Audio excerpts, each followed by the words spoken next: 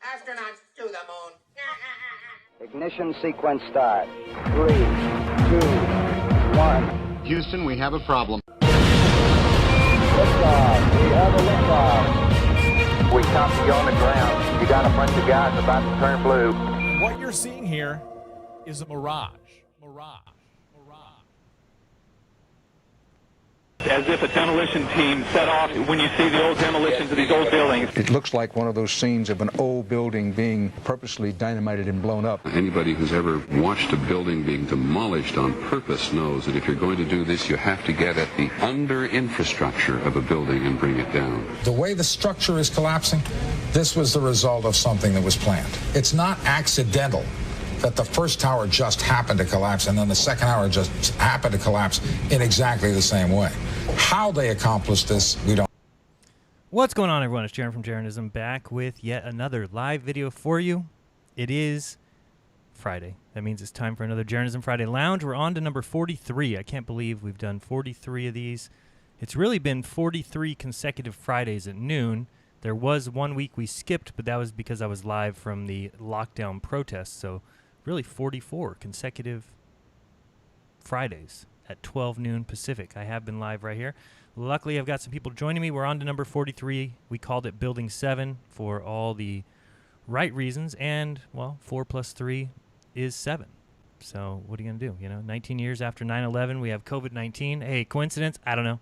You know, it's been 6,940 days. You add the 6 and the 9 and the 4, and it comes out to 19. Coincidence? I don't know. You know, with these numbers. Somebody messaged me yesterday. Somebody I'm actually wanting to talk to. His name is Chris. We've done a good couple texts back and forth, and he's called in, I think, on Monday Night Raw. But he is telling me some crazy stuff. He messaged me last week after episode 42 and was telling me, oh, I don't know if it's just a coincidence that you did episode 42 today. Synchronicities are off the charts. But he says, you know, have you looked into the Chadwick Boseman thing? I'm like, what? You know, the guy that died, the guy that played Black Panther and Jackie Robinson. He's like, yeah, but you know he died at the age of 42. I'm like, I didn't know that. And, of course, he played Jackie Robinson in the movie, which was 42, the movie. The day he died was August 28th, which was Jackie Robinson's day this year, where all the baseball players wore number 42. Anyway, goes on and on and on. And when I start hearing those numbers, holy smokes. So I'm going to have him on my show because he's got a whole bunch more to break If it adds to it, Jaron, I turned 43 on the 42nd show. So you turned 43 on episode 42? Oh, yeah. Conspiracy. I was 42 on episode 42, and then I turned. Illuminati. Anytime a prominent celebrity figure has a death like that, and there's these reoccurring anomalous numbers. So weird, huh? That's different than like trying to find a way to look at what words represent different numbers and adding it up. You know, that's totally different. Like that was what you just listed off. That's just like Kobe. Hold on. It's very obvious. It's a cultic, ritualistic ceremony. I didn't know he'd be listening. He just texted me and says, I'm listening to you talk about me. Ha ha ha. So I said, want to join us? Let's see if he wants to come on and talk. But I don't know. Maybe he's busy doing something else. We don't know.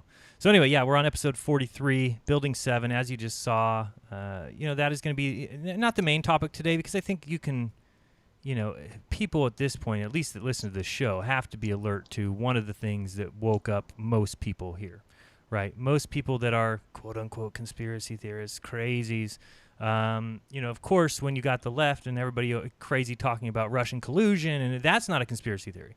You know, this whole idea that the Chinese are mingling in the election, that's not a conspiracy. It's okay to talk about that. But if you talk about the fact that maybe there were some men behind some closed doors hiding some trillions of dollars and then, you know, smashing their building due to controlled demolition, that's where you get into conspiracy talk. So it's just pretty crazy that, you know, you can't even discuss these things with most people. I did see a good show today, or a good video, which I'm going to promote, or I want people to see. So we'll play that real quick, and then we'll get into some other topics and talk about 9/11 a little bit and talk about the Ronas and everything else. But let me just play part of this. Now I can't find it. Where is it? Part of this. Wait. Hold on a second. Maybe I don't have it ready. Oh, yeah, I do. Right here.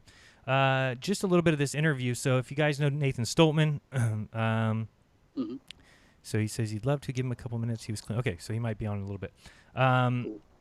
Anyway, if you've listened to Nathan Stoltman, he has the Lift the Veil channel. He's on, you know, D-Live a lot, but you can definitely find him on YouTube. He just released a interview he did with Richard Gage. And I just thought it was great. You guys should check it out. It's on his channel. It's a whole hour, I think, plus. We won't listen to but just a few minutes of it. So let me bring it up just so you can hear a little bit of it. But it's great to hear him with Richard Gage. So let's do this while I see if I can get Chris on to join us. Go ahead and listen. Yep, around this topic. But first, why don't I just ask, what is the mission statement for architects and engineers for 9/11 Truth? What are you trying to accomplish right now?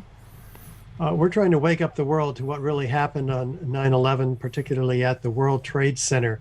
Our mission is to gather the information, the technical, forensic, and eyewitness testimony and evidence, and disseminate it to the architects, engineers, our elected representatives, the media, and the public at large in order to get a real investigation into the destruction of all 3 World Trade Center skyscrapers. And what is the status right now of your mission? I mean, where are we in being, because this started way back in 2006, is that right?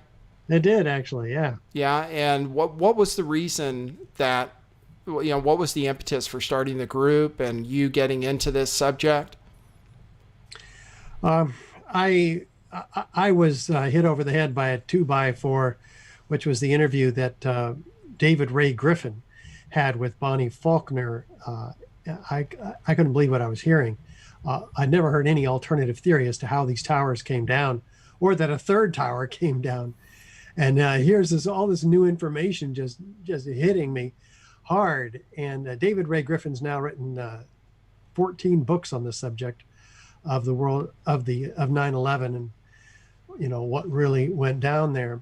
And a lot of people can't handle these truths. I didn't think it'd be so hard. So I started Architects and Engineers for 9/11 Truth, but I found out soon that it's very difficult to get people in front of the evidence. They don't want to imagine that they had been lied to on a colossal scale, as is what happened. But we now have 3,250 or so architects and engineers signed on to the petition demanding a new investigation. And we keep getting more and more and more. I mean, we have all kinds of projects we've done over the years. I've been in 24 different countries bringing this information in 700 presentations and about the same number of radio and TV interviews. So we've reached millions and millions of people, but it just takes more than that, I guess. So we're keeping at it. So again, that is on his channel if you want to find it. I'll play a little bit more because it does get good, and I think it's a day where we need to talk about this. And also, I'm trying to get in contact with Chris here, so give me a few more seconds to get him on the show. I don't think we're Skype friends yet, so I got to figure all this out. Let's go to here. I think it starts pretty good from here. And to go to conferences around the country and have a technical evidence booth where we raise the consciousness of architects and engineers at those types of events. We also go to Congress every year, bring them our latest petition, the latest efforts, like our 50-page book called Beyond Misinformation, our latest DVDs, which includes 9/11 explosive evidence. Experts speak out, and that has 40 high-rise architects, structural engineers, metallurgists, chemists, physicists, controlled demolition experts, all laying out the evidence, which we're going to be methodically going through very carefully today. So what do you find to be the best argument that you're able to make to other architects or engineers to get through that initial stage of, just automatic rejection or disbelief? How do you end up winning people over or bringing people over to the cause? Well, I start with Building 7, the third worst structural failure in modern history that most architects and engineers know nothing about. Right. So they go, sometimes they'll say, oh, I think I heard about that. Here's a 47-story skyscraper that on the afternoon of 9/11, 7 hours after the Twin Towers went down, Witnesses hear these explosions, and then this building drops like a rock straight down, uniformly, suddenly, and symmetrically into its own footprint in the exact manner of a classic controlled demolition. You know, like the old hotels in Las Vegas. We've all seen them, and it looks exactly like that. So they have a frame of reference to which to compare it to, unlike the Twin Towers, which looks very, very different, Right. and which is very confusing and which is full of emotional trauma for all of us. And so we tend not to want to go back into that trauma. So we start with Building 7, and we say, what does that look like to you? And they all say controlled demolition. Well, did you know that happened on 9/11 is what we say at the conventions at the booth. And they say, no. Well, then they're open-minded. They're asking questions. They're ready to hear more. And then we give them the evidence there, that the building fell as fast as a bowling ball falling out of the sky. Mm-hmm. Well, where did the 40,000 tons of structure go that was holding that building up for the life of it, such that it could fall without any of the required time it takes to bend and buckle columns? No, they had to have been removed virtually all at once. And interestingly, that is the conclusion of the study that was done by the University of Alaska by Professor Leroy Halsey, their chairman of the Department of Civil Engineering, one of the top forensic structural engineers in the country. It took him 4 years to study this building. And in the end, he's concluded that it could not have come down by fire, which is the official cause of this building's collapse, as stated by NIST, the National Institute of Standards and Technology, who was tasked by Congress to explain this collapse, all three of them, to the American people. And so they just finally said after 7 years, it came down by fire. Well, fire's never brought down a skyscraper, right? Not a steel frame fireproof skyscraper. Never, right? Never Yeah, in the history of the world. Yeah, except for the Twin Towers, Right. which also came down, which we'll get to. That reminds me of gas pressure existing next to a vacuum. Never in the history. Well, except for the Earth. It's great when you need these things to come through. So we'll listen a little bit more. This is extraordinary because it should have been the last hypothesis that NIST came up with, yet it was the first and only one, and they completely ignored all of the witnesses of explosions. I heard a second explosion. There was a heavy-duty explosion. Then there was secondary explosions and then the subsequent collapses. An explosion blew and it knocked everybody over. To me, it sounded like an explosion. It sounded like gunfire. Bang, bang, bang, bang, bang. And then all of a sudden, 3 big explosions. We heard a big explosion coming down. And then the entire top of the building just blew up. We saw some kind of explosion. By the force of the explosions. Big explosion. Blew us back into the 8th floor. Then we get to the lobby, there's this big explosion. And we show, all the examples also of huge fires in skyscrapers that have completely engulfed them, but never brought any of them down, any fireproof. So anyway, it's a great interview. It goes on and on. Like I said, we just listened to 6 minutes there or so of the hour presentation. You guys should definitely check it out. And Austin, what did you think of my guy Alex Stein on modern day debates going up against creationist Cat in the 9/11 wasn't an inside job debate? What'd you think? I mean, yeah, he got smoked. I didn't know there were actual living, breathing human beings that still, for real, that the official story was legit. So that was really hard to listen to him talk, to be honest. Yeah, he said some of the. Is it a flat earther?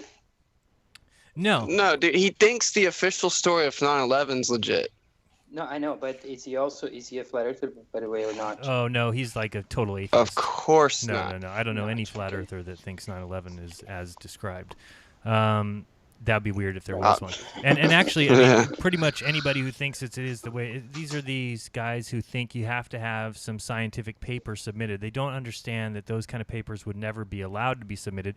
Here we just had Richard Gage talking about how he's got these 3,500 architects and engineers who have filed these papers, and they go every year to Congress and they demand a reinvestigation, and of course that never happens. So this is the problem.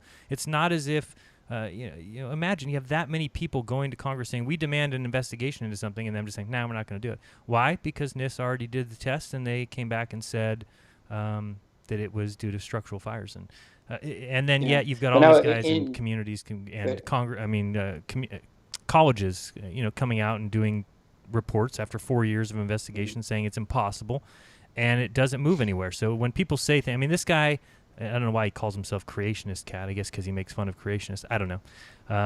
But this guy actually said that, one of the things Alex brought up is, can you believe that the passport of the terrorist fell to the feet of the FBI agent and he found it on the street? And what this guy actually said is, that is true because it's too absurd to be fake.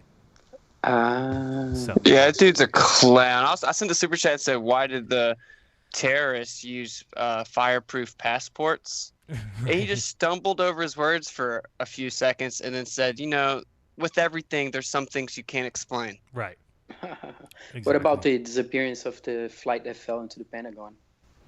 Yeah, he said that there's pictures of that. Again, it was funny because Alex was trying to challenge him and saying, well, where are these pictures? What are you talking about? What pictures? And I'll show you what pictures he's talking about because I followed his line of thinking along to what he said are these videos, I guess. But, he's talking about this 3-frame shot, right? Here. That's just everyone in the world's seen this. Like we've already seen it. He acts like he's like, oh, it's been held back. And yeah, it's just ridiculous. Not to mention, people don't understand that on the top of the Pentagon, which again is the #1 most secure place supposedly in the country, there is cameras littering the entire top of this building. Every, 20 feet. I don't know how many cameras. I forgot the exact number, 23 or 27 cameras that line the front of this building. Why would there be absolutely no video footage of this plane? And it used to be, we know they got rid of it, right? Well, yeah, but it used to be, they're holding it because of Mohammed Atta's thing, and they used to have all these excuses, and now all of a sudden, it's now he says, oh no, all this stuff has been released now. So I guess the belief is now that everything that they have has been released, and this is what he's talking about in the everything that they have. And to add to what the engineer is saying, in Brazil, there was a huge fire in a whole building in Paulista Avenue, a steel building. That building burned for days, and then they had to actually implode it later. They didn't control the demolition. September 10th, 2001, Donald Rumsfeld holds a press conference saying the Pentagon was missing $2.3 trillion. Yeah, but then the next day that happened and hit the Pentagon exactly. And what? Super lucky. Eh? It makes. How can a normie hear that and brush it off? Well, it's because it's exactly this guy Richard Gage was saying. There's some people, it's too much of a trauma, and this is what happens when you have, I don't know what you would call it, nationwide PTSD. This is what they did to people when you trauma. It's trauma when you blast them with trauma and death and fire, and look at these poor and the vigils. Remember the vigils? People crying at night, all night. And then this is how the guy basically started the debate, which I've had this happen to me. Anytime you ever bring up 9/11 or you bring up SH or anything like that, the immediate response from these guys is to say, he acted like he was going to cry. He said, I really feel bad for all these. What you're saying is that these people that died didn't actually die, and that and it's like, no, we're not saying. It's like they get this whole, I don't know if it's virtue signaling. Like, how dare you question? How dare you syndrome. Yeah, shameless. Exactly, that's what he did. He was trying to guilt trip Alex, and what a clown, bro. It happens all the time in these debates. They always. It's such an easy. It's running away from the argument itself, right? Right, and it's such an easy way to basically always corner your opponent. If you ever are debating, and if you are debating any kind of a conspiracy theory like that, or if you're saying it was a false flag or any kind of school shooting, the pro to that argument can always be, I'm saying pro that it was real, can always use this kind of heartstrings card, right? Where they pull out and say, you are a terrible, despicable person for questioning it. And that's exactly why these guys get away with it, because they know that it's very rare that somebody's going to question these kind of events. Yeah, it's a fallacy. It's a kind of ad hominem obviously. It has nothing to do with the question you're debating. So it's, yeah. 9/11 is so incredibly obvious. Like, I use that as a bit of a litmus test. Like, if I meet someone, which it's really crazy to meet someone in 2020 that breathes oxygen and believes the official story, but I ask them about 9/11 because if they think it's legit, the official story, there's no way they can even entertain the magnitude that we were deceived about the nature of the Earth. And the moon landings and so on. Yeah, the same with the moon landing, right? If that's a really good litmus test regarding the Earth, right? Of course, is if you think there's no way they faked the moon landing, well, right. What do we do now? No chance for you, I guess, right? I think that the evidence speaks for itself. I mean, someone like that who resists, maybe they haven't even looked at it. And if you just put it in front of them, I mean, it's pretty hard to deny it. I mean, we've seen some things, that there's, in particular, I remember that one with the antenna that kind of breaks loose, then kind of bobs down and falls down.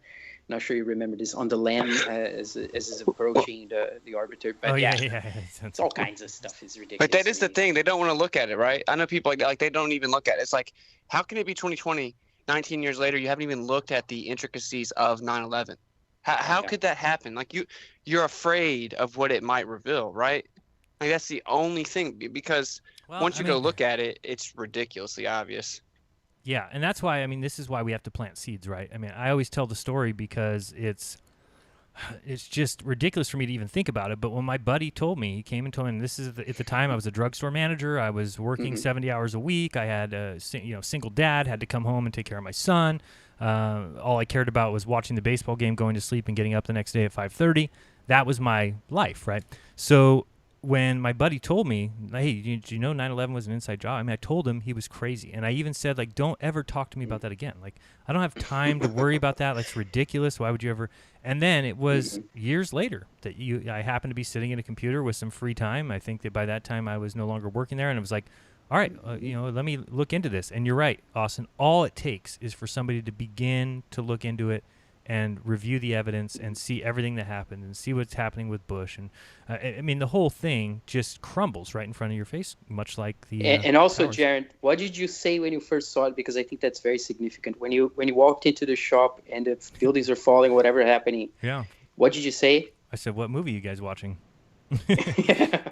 Because that's the weird. I have a weird story in the fact that I used to work in those days. I was a assistant manager, and for whatever reason, I was working 3 to midnights, and so I would get off work, and sometimes we'd go have a couple beers, and so I wouldn't get home until 2. And the next day, I think I woke up at like 12 or 1, and showered, didn't turn on the TV or anything. Showered, got ready to go to work, made something to eat, whatever. Took off and went to work, and when I got there, it was 3 o'clock, ready for my shift. And I can still remember to this day, walking in, the store just felt different. Everything felt different, right? And I didn't listen to any news on my car. So the first time I found out, I walked into the break room, and one of the biggest things was I walked into the break room, and there was more people than I'd ever seen in the break room before, all watching TV. And so I turn and look, and there's just this video over and over again of this plane flying into this building. And first thing I said was, what movie are you guys watching? What is this? And they all looked at me like, what are you, insane? And then I've told the story before. My store manager, he didn't care anything about the disaster. All he cared about was, Jaron, get on the phone, get every bit of Americana you can, get every flag you can, get every USA T-shirt, get every bumper sticker. He's like, I don't care what you spend, we will sell it all. And this is like a big shock to me. This was in 2001, right? So I was only 21, and I was thinking, like, what are you talking about? We're gonna get stuck with all this merchandise. And he was absolutely right. We sold every single bit of it. Was he a Jew? Well, his last name was Michaels. I'm not sure. Well, he was definitely quick on his feet. Yeah, that's for sure. And that's just he knew what was going on. Because what about also? We took down a whole entire aisle. We had a whole aisle that was dedicated to, at the time, get this or not, it's VHS rentals, right? And we took down that entire aisle of VHS rentals to put up an entire aisle of, and then it became duct tape and survival gear, because everyone was duct taping their windows and thinking that the end was coming to them. And let me see real quick if we have Chris joining us. I believe maybe he joined. Chris, are you there? Can you hear me okay? I am. Thank you guys for having me on. Sweet. Yeah. Tell everybody, just because, I mean, I first heard from you when you called Monday Night Raw. I just loved what you had to say. I reached out to you.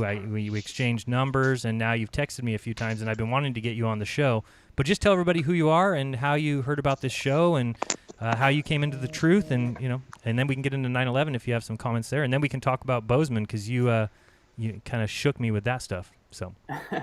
Yeah, no problem. So my name is Chris Roberts, and do you mind? By the way, sorry. Do you mind being on camera, or do you want to? Do you mind if you're on camera? Okay. It doesn't matter. Yeah. Okay. Cool. Whichever way works. Go ahead. Yeah. All right. Yeah, my name is Chris Roberts, and I'm glad to be on. I've been a longtime listener of you guys and Globebusters, and so this is kind of an honor for me to be on here. It's very kind of surreal, but I've done. I called you guys. I've called in on your show. I've done Sam Tripoli's Tinfoil Hat podcast. I think when did 3 you times. Oh, you've done it 3 times. Okay. I was looking the other day and I couldn't find any. Yeah, I've done it 3 times, and I did it twice behind his Patreon. Right when I met him. Gotcha. I met him at the Bakersfield show, him and Eddie Bravo. Oh, cool. And yeah, so, they do a great show. Went up and took a picture with them and just started conversing. And I guess they thought whatever I was saying was interesting. So we sat down and talked for a little bit, and it was pretty cool. Yeah, awesome. I definitely agree. Everything you have to say is interesting. You definitely have some unique takes on things. So I guess we could start off, because I talked about 42 and you were saying what a coincidence that was. So what else can you tell us about Bozeman? So yeah, I mean, I'll read what I wrote you specifically, just to keep it simple for people, and then I have another little synchronicity, because the reason why I texted you in the first place was because of that synchronistic aspect. You guys had was it the Lounge number 42? Yep. Right.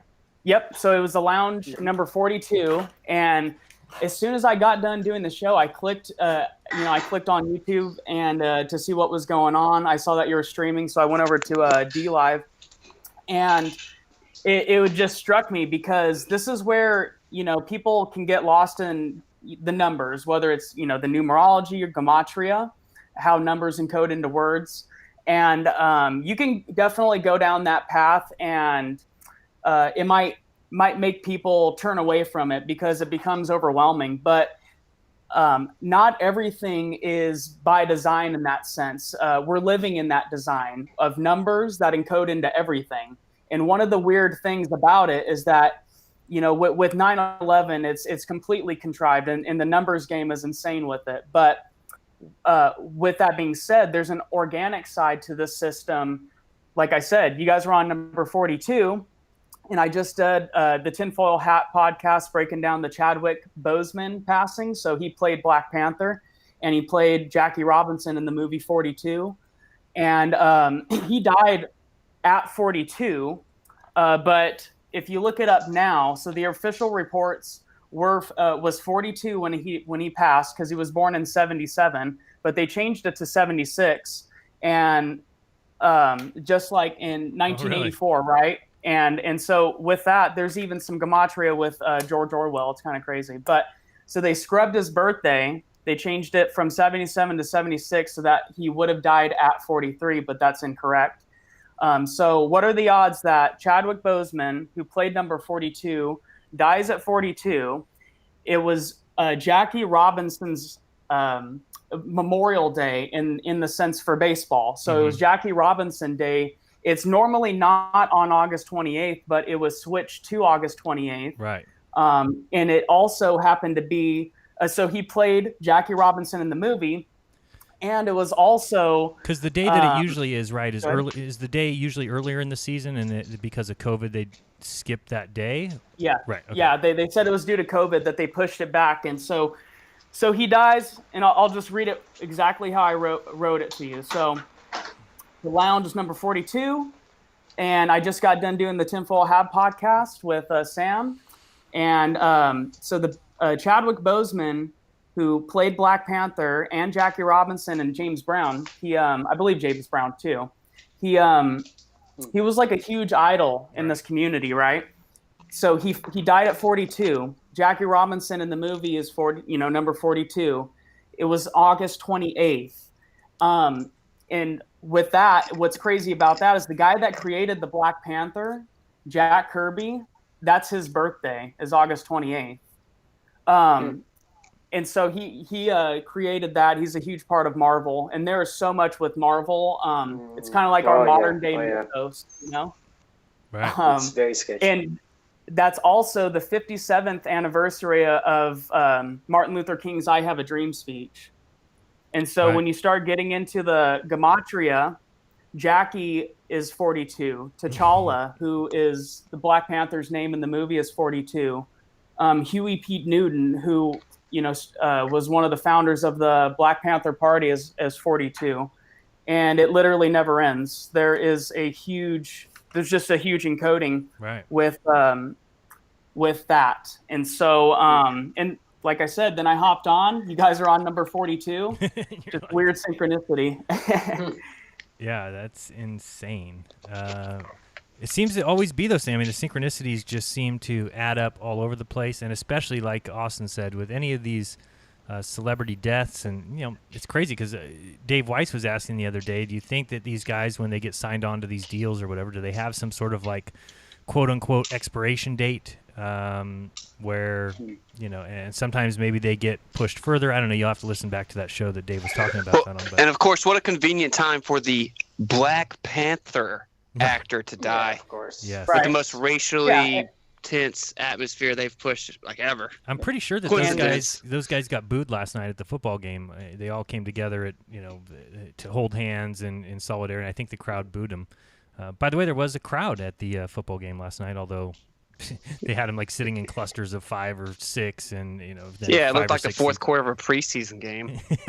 and a blowout. Doesn't Marvel have like black characters that are kind of like Black Panthers? Like I think it was in one of the X-Men movies that they live in a kind of land beyond the earth under a dome kind of thing. I just know this whole black civilization, black leader, first real deal superhero that's black. It's obvious that it's a perfect time for this dude to die. And then if you look at all the numbers, the coincidence this dude just went through, and you compare that really what kicked all this off was Kobe and the connections where he was buried and stuff with the.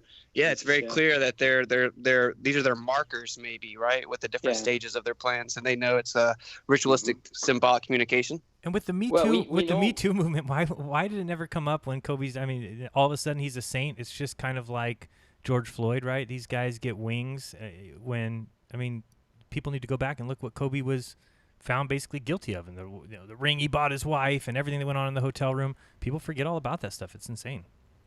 Well, and there's not only. So, I mean, 24 is the mirror of 42. So it's just simple things like that.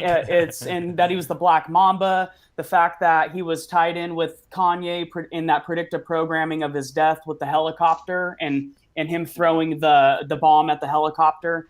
And he dies in a helicopter over by Kanye's house and then is buried in Corona del Mar. Yeah. I mean, come on. You can't even write this. On Kobe's, one of his big tattoos, he's got a big crown with the monarch butterfly right there. Austin, that's what that means. It has to be true. It's true when you can't write it. If you can't write the stuff, then it means it's true, according to conspiracy or creationist. Right. It's so insane that it has to be true.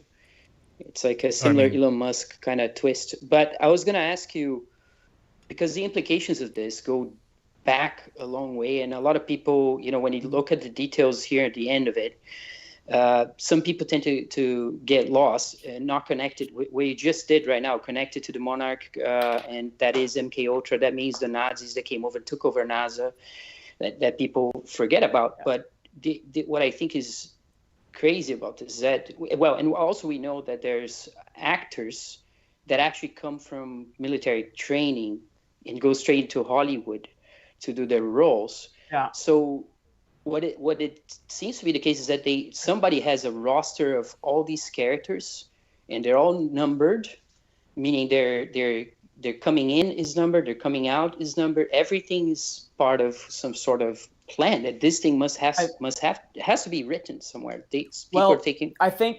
Right. Sorry to cut in, but it's just touching on that specifically, this is where I think a lot of things are contrived, like when we can touch on 9/11 with all these encodings, but I don't know if every single aspect of it is 100% pre-planned. I think that we're in this natural system where numbers encode into everything. Just like a succulent, the Fibonacci or the phi ratio, you have that on the back of your head, which is the colic. The way your arm, bends, that's essentially the same thing. The way your fingers do it, it's all okay. So the proportions just of the body in plants and animals and all that. I agree with that. Some of it's organic, right? To the number but a lot of it gets pushed, and it's because of how energy can build and how then you can either just encode on it, whether it's the number value or you're actually pushing it as a forced prophecy. It's just an ancient spoiler alert. So it's a magic technique. You can then harvest that energy. Because there's these big building times of energy, just like 9/11, and the reason why, on 3/11 this year with the coronavirus kicking off, there was a ton of predictive programming for that, but people thought it was 11/3, which was November 3rd of 2019. But it just happened to be the mirror of that, which is March 11th when the lockdown kicked in for coronavirus. And so there's a lot of these connections there, but let me touch base one more with Chadwick Boseman. Okay, so he played, I'm pretty sure he played James Brown. Yeah, and you know how you brought up, Jaron, about how either Dave or whoever had said maybe they, essentially sign a contract, like how, of course, there's all this lore about that in Hollywood about selling your soul and stuff. But James Brown literally had a music video where he does a deal with the devil. It's called Beat the Devil. And I think it came out in 2002. And it's him sitting down talking about selling his soul and like when he's going to die, how long he has until, he's capped out. Yeah, I think it was Get On Up was the name of the movie where he played. And this dude always did the X, right? He always does the X on his chest. And there's a whole bunch of like occultic symbolic meaning behind the X. Death, that's the 33rd Masonic ritual right there. Very interesting. Yeah, that's, if you look up, anything to do with like the Freemasonic depictions with Hiram Abiff and all that stuff, when you get to certain depictions, you'll see that they're crossing their arms like this in the X, like the Bonesman, skull and bones, but except it's with the upper half. And that's apparently one of the symbols that you would physically do to someone greeting them as a 33rd degree through Scottish Rite, of course. There you go. Okay. Yeah, it's definitely very symbolic, right? Yeah. There's no way it's not a coincidence. And also, there's numbers embedded in 9/11, right? From my understanding, it looks like the story of Yeshua. It actually would be more accurate that he was born on 9/11. And it feels like they've reversed engineered this. In the 1968 Rockefeller-owned magazine, he has 9/11 on his watch. 33 years later, it happens. 33 years from the building of. It's pretty obvious that they use these numbers. To make up plans. And then I think you're right also that sometimes there's organic synchronicities that compile. Yeah, because we're living through a physical Ouroboros where we're catching time. We're finally latching onto the tail and completing the full circle, because 1968 was whenever they erected the Trade Center, right? 33 years to 2001. But also 1968 was whenever we're having civil unrest. That was whenever the Apollo mission started. That was whenever Boeing came out with the 747. That's the tie-in with Seattle, because Boeing came from Seattle. The black monolith that was in Seattle the day, on 9/11, it showed up like a week before 9/11. There's a ton that goes into that ritual. Seattle is a huge tie-in, and that's why everything kind of locked down with Seattle. They got hit first, and then Tom Hanks comes down with coronavirus, and he played Sleepless in Seattle. There's a lot there. The only thing that's making me go, I thought so. everything I can find is that he died at 43, right? But you're saying Yes. that it was so have you seen evidence that it was 42? Have we seen any kind of Wayback Machine evidence or something that we can show that was changed, or all of the original posts that people put out was that he was born in 77.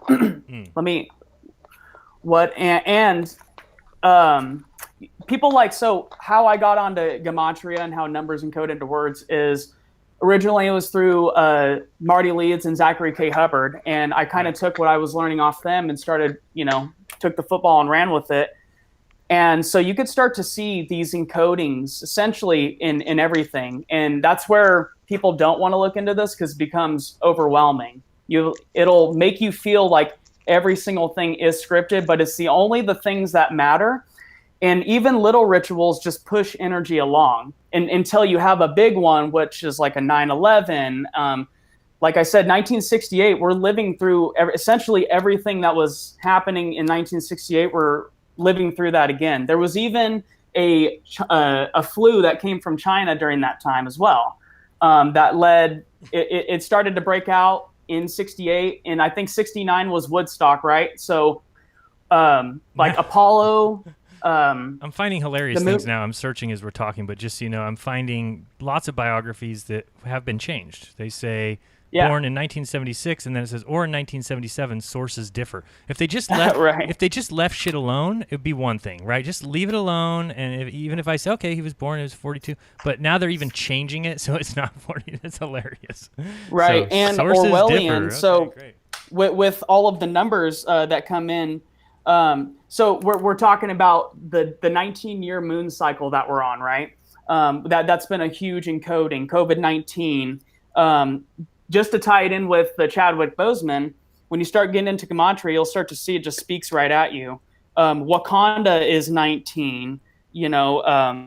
There's another little synchronicity is Christopher Nolan is coming out with a movie called Tenet, which is Tenet.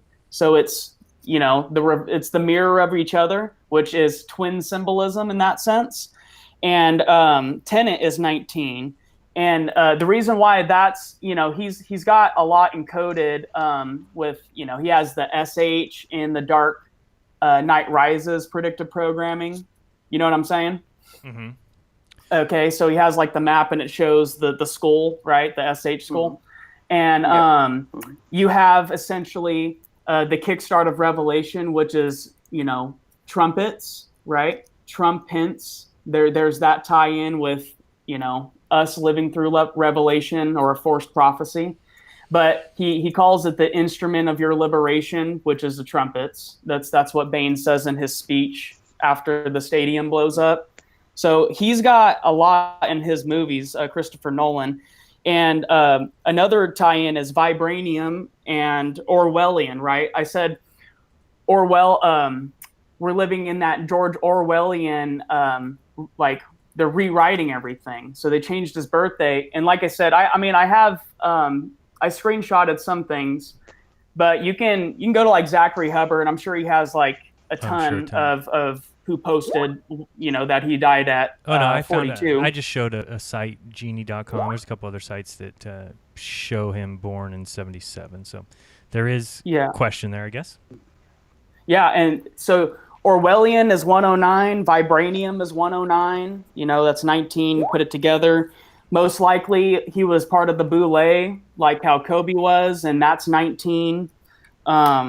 There's quite a bit with the numbers. Civil War, it seems like we're going to have, and that's 119, the mirror of 9/11. So, yeah, and you were talking about Book of Enoch. Book of Enoch is 109. I was breaking all this down whenever I was listening to that stream, too. It's very funny.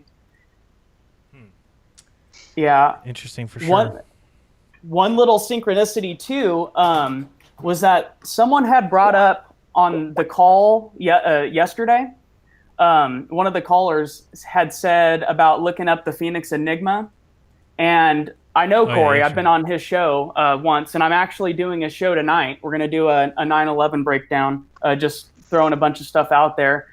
But it's just so weird. I just had texted Corey hey, did you want to possibly do a 9/11 show? As this guy started talking about, Dave checking out the Phoenix Enigma and trying to flat smack him and stuff. It's just weird. Very weird. Very weird. And wait, did we mention, of course, William Cooper? Oh yeah, Bill Cooper, like he for sure. He predicted 9/11. Here's a meme right here. Yeah. Predicted 9/11 in a broadcast in June of 2001. He said they would blame the event on Osama bin Laden, but told his audience, "Don't you believe it?" And he was shot and killed by police less than 2 months after 9/11. On his doorstep, basically. They went to his house and just took him out. Right. Yeah. And with George Floyd, the stuff with George Floyd, I did that episode on Tinfoil Hat with Sam, breaking that down right when it happened. And, it was the whole 846 with the knee on the neck, which is also highly ritualistic when you start looking into Masonic orders, or, people have brought up the goddess Kali, Kalima, I think, about stepping on the person's neck or chest. And so it's highly symbolic. Did you by any chance see the Space Busters video that they did a great job talking about the numbers related to Floyd? Yeah, that one was really funny. The 42 and on the 38 or whatever, his voice. I Can't Breathe. Is that 33? Go ahead. I Can't Breathe. Is that 33? Yes, I believe so. I Can't Breathe. I mean, Kobe was he was rocking that shirt in like 2014 during one of the games. One of the pre warm ups and all that stuff during the warm ups. But with he had a shirt saying "I Can't Breathe." Yeah, he had that. Yeah, shirt because on. there was that other guy, right? Eric Gardner. Exactly. So they use Kobe as a ritualistic, quote unquote, death. Maybe they go to some other land once they do their part on the stage or whatever. But anyway, the Rona thing that signified it, they embedded it in his death. And then they started pushing the race card, and now they have the most prominent Hollywood figure regarding race die in the middle of it. Yeah, exactly. And so it's just it's a massive ritual that's getting harvested like 9/11, and how it even connects is so all of the civil unrest in the Black community and in our society as we know it started with George Floyd in that big blow up. And so the whole 846, right? 846 is whenever the first plane hit the first plane, right? Hit the Twin Towers. Was at 8:46 a.m. And that's a Antichrist ritual, because I'm pretty sure in one of the ciphers, it might be the Greek cipher. I think Jesus Christ, which is like Helios Christos something. I can't remember. I'm pretty sure it equals 846 or 864. It's like it's one of those. What do you call that? When the number is essentially the same amount of numbers and it just keeps switching, like how 322, and when they pull that stuff regarding skull and bone rituals, they do it on 233 in the afternoon. It's just a mirror of 322. Those types of things. And how another tie-in with the ritual is that the moon is always considered 19. With the big moon cycle, there's usually eclipses that like really big ones and astronomical alignments on that 19-year moon cycle. So it's always attributed to 19, and 93 is always attributed to either Saturn or the sun. And this isn't blasphemy, guys. This is just how numbers work in the Bible, But God's sun equals 93. Saturn equals 93. Pretty sure Kronos or one of the other ones equals 93. And so when you had the first attack on the Twin Towers, it was 1993, which is all of these rituals is to take like the divine masculine and feminine and bringing them together, uniting the opposites, squaring the circle, just in masonry and a lot of these mystery schools, this is what a lot of it is bringing together, kind of like making a living, breathing spirit of Baphomet, if you want to say that, bringing all of them together. And so you have the 19 and 93, and then you have Flight 93 on the 19-year cycle, and you have Gemini, which was the two towers itself, and then its house was under Virgo, which would be the Maiden, which is, Statue of Liberty, which happens to be, the as the as above, so below, the Baphomet. And how that kind of ties in is it's just another massive ritual under Gemini, like what they did in The Shining.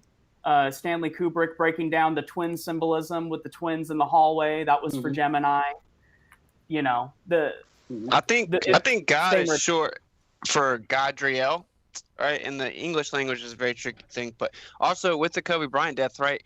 LeBron James surpasses his scoring record by scoring with 7 minutes and 23 seconds left in the third quarter. He scores 33,644 points, and then the next day, Kobe dies. Yeah, not even 24 hours. 24. 24. Yeah, and I followed this rabbit hole with the whole Chadwick Boseman, and you can see IMDb and Google both changed the date. Just so people looking into it will see. I mean, there is a lot that, you can just look up 1976 or 1977. It's just interesting when they go around changing things. And again, it all says sources differ, and IMDb had to correct their incorrect information. But, I mean, that means that he was basically up incorrect for the last 10 years, which is do you think these people actually die, Chris, or do you think they're just hiding somewhere? So we don't have the right paradigm of reality to question that. I would say, okay, and this is why I preface it this way, is because there's not a lot of history that's preserved, and it's what is wanted to be put out there in the public's consciousness. It's what they want us to know. So then you start to get into like old portraits or paintings and old pictures that were preserved, and it's very hard to preserve things, right? But what are the odds that celebrities and famous people in our time period look exactly like people in history, like dead on? And so what I'm trying to say is maybe they're cut from the same cloth. Maybe it's this epigenetic pass down of karma. And essentially these people are kind of bloodlined in maybe, and they wake up eventually, or they're already famous before they understand maybe the world doesn't work the way that they portray it. And they're already too big. They can't come out and say anything. So they just have to essentially stay quiet for the rest of their life. And then you have people like Prince or someone who comes out and talks about it at the end. There's people that come out and interlace truth. And there's levels of it, of course. But I think people for sure die, because that is essentially the ultimate way of fulfilling the ritual. But in the sense of these massive ones like Kobe, or obviously like an Epstein situation, or this Chadwick Boseman, it's like his whole life was essentially, I haven't looked too much into his childhood exactly, but his whole career as an actor is like just preordained to be these iconic figures, in the Black community. And so who knows, maybe he's dead, maybe he's chilling with Kobe. In that magnetic mountain in the middle of this realm. Have y'all ever heard of Elysium, the movie? Right, they say it's like off Earth, but there may be just some land they've hidden. There are parts of the ocean people just don't go to. We don't even understand the entirety of the layout, so they could just hide some portion of land and have it be super dope. And if you fulfill your agendas, you didn't get brought there. I mean, I don't know. I mean, that may sound crazy to the unopened mind, but whatever. The same thing could be hello everyone. Could be David Bowie, Michael Jackson. Yeah. We have a lot of examples. Avril Lavigne. And another thing I was gonna add is just like remembering Cammie's work. I'm not sure you've seen it, Chris. We're looking at it with Globebusters. She was looking at magnetic lines over the map of the Earth and this quadrupole and dipole system. And there's a area that's missing, and it should be essentially boiling it down, which should be between Africa and South America, which is kind of where they have a base, which is a place where lots of these leaders have gone. Even Orthodox Russian priests and Obama, Clinton, they've all been there. So who knows? And also I like to have in mind that after I saw the documentary about Paul McCartney, we need to put on the table that which is some kind of surgery, aesthetic surgery. I mean, you don't need to hide from our world, because you can do things in your face, in your body, that nobody's going to recognize you. And if you have that type of power, you can create new documents, new ID. So that is easy cake for. And like that Face Off movie, remember that one? Yeah. Well, so y'all heard those theories that some of these prominent figures come back onto the world stage as different people? Yeah, I mean, that's totally possible. Why not? I mean, so with predictive program, or just essentially slowly disclosing the truth in cinema, one would be James Bond, like Ian Fleming, all of his stuff, he was highly connected to MI6 and a bunch of, secret society stuff. But in his movies, one of them with Pierce Brosnan, it was the last one that he did, and I think it was Die Another Day, with Halle Berry in it too. The whole plot line is that, well, first of all, there's like all this North Korea stuff going on in it, and superpowers coming together and all this. But the son of North Korea's the general, he dies. They think he dies, but what he does is he does some gene therapy to change his face, and so then he becomes like, he changes his accent and he's like talking in a British accent, but really, he's Korean. I think in the storyline. Swordfish with John Travolta I believe was in the 90s. That is also a movie that show, at least in my opinion, that was the first time. Okay. I mean, people say JFK. No, Face Off is another one.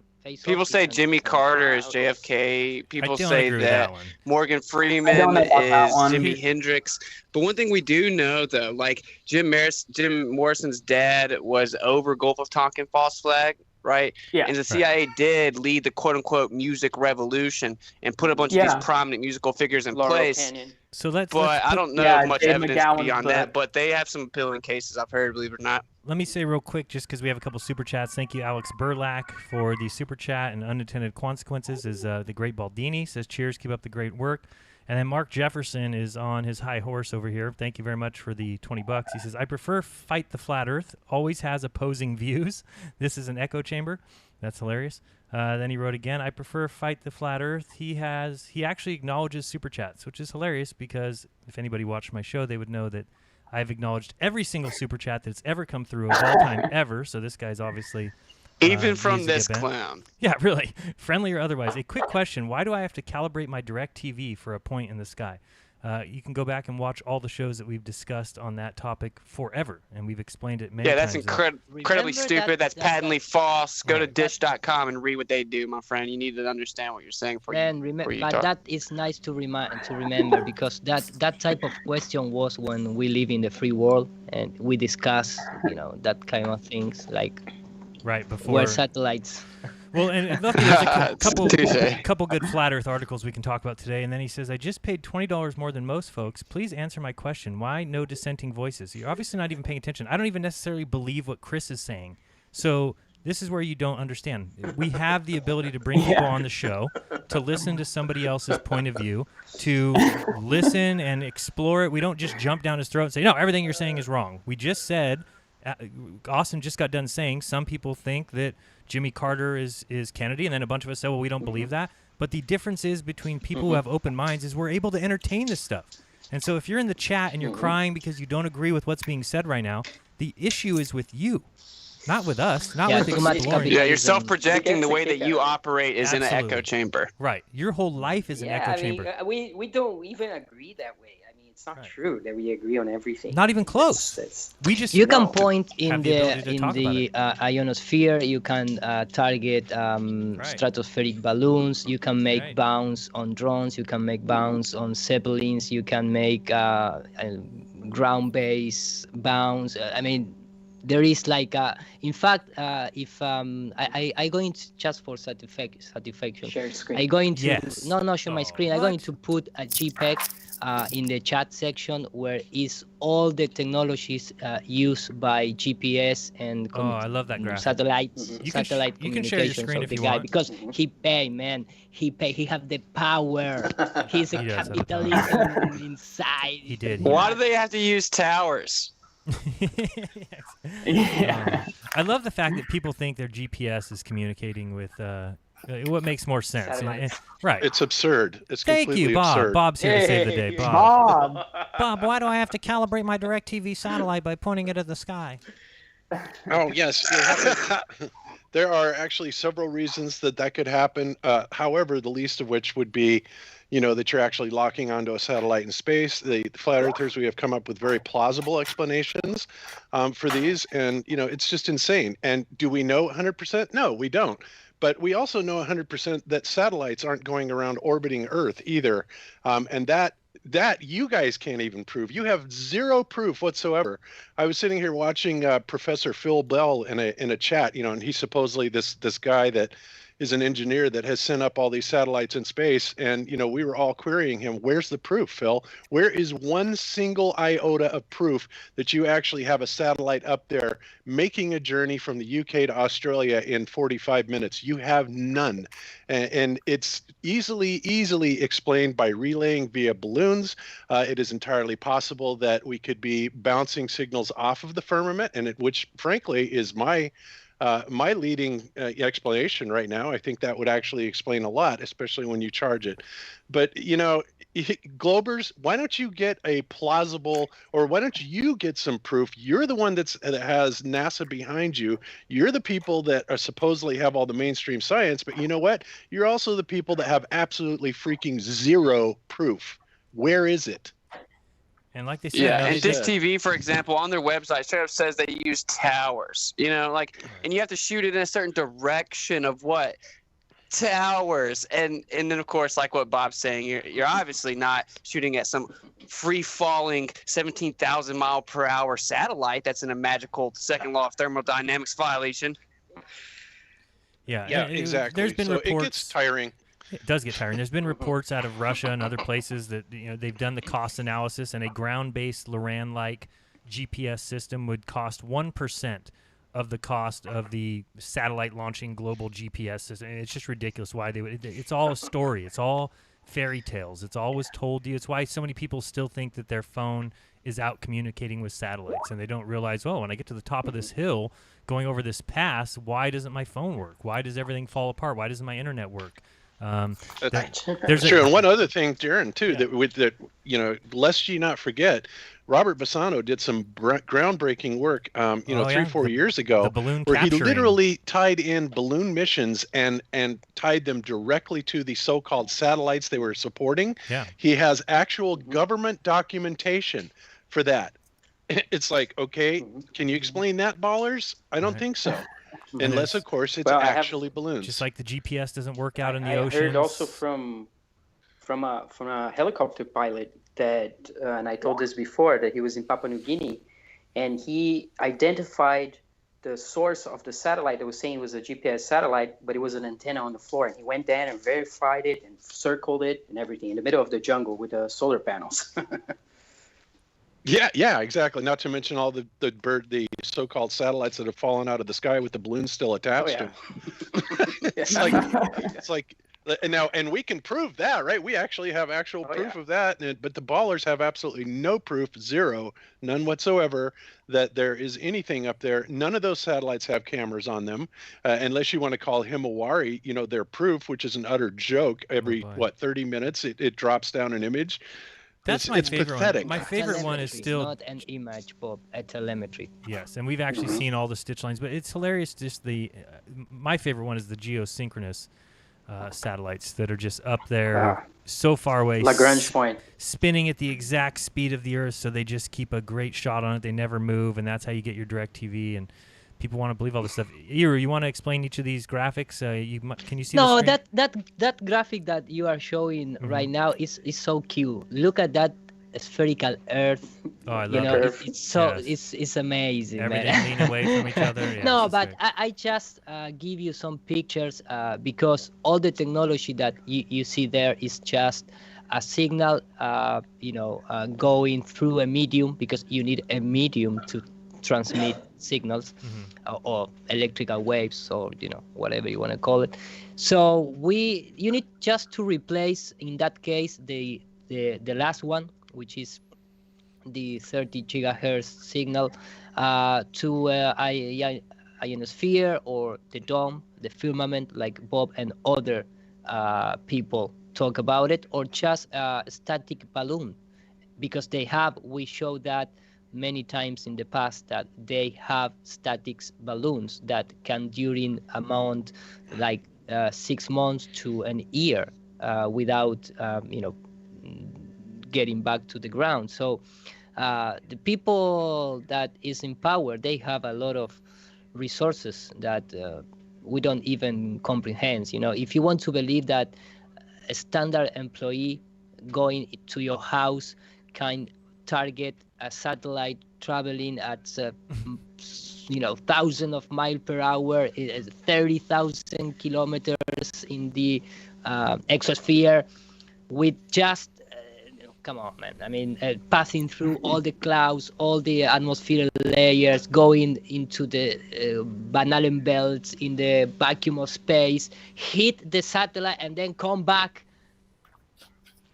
But wait, do they even claim that? I thought they claimed geostationary, if anything, and predominantly towers.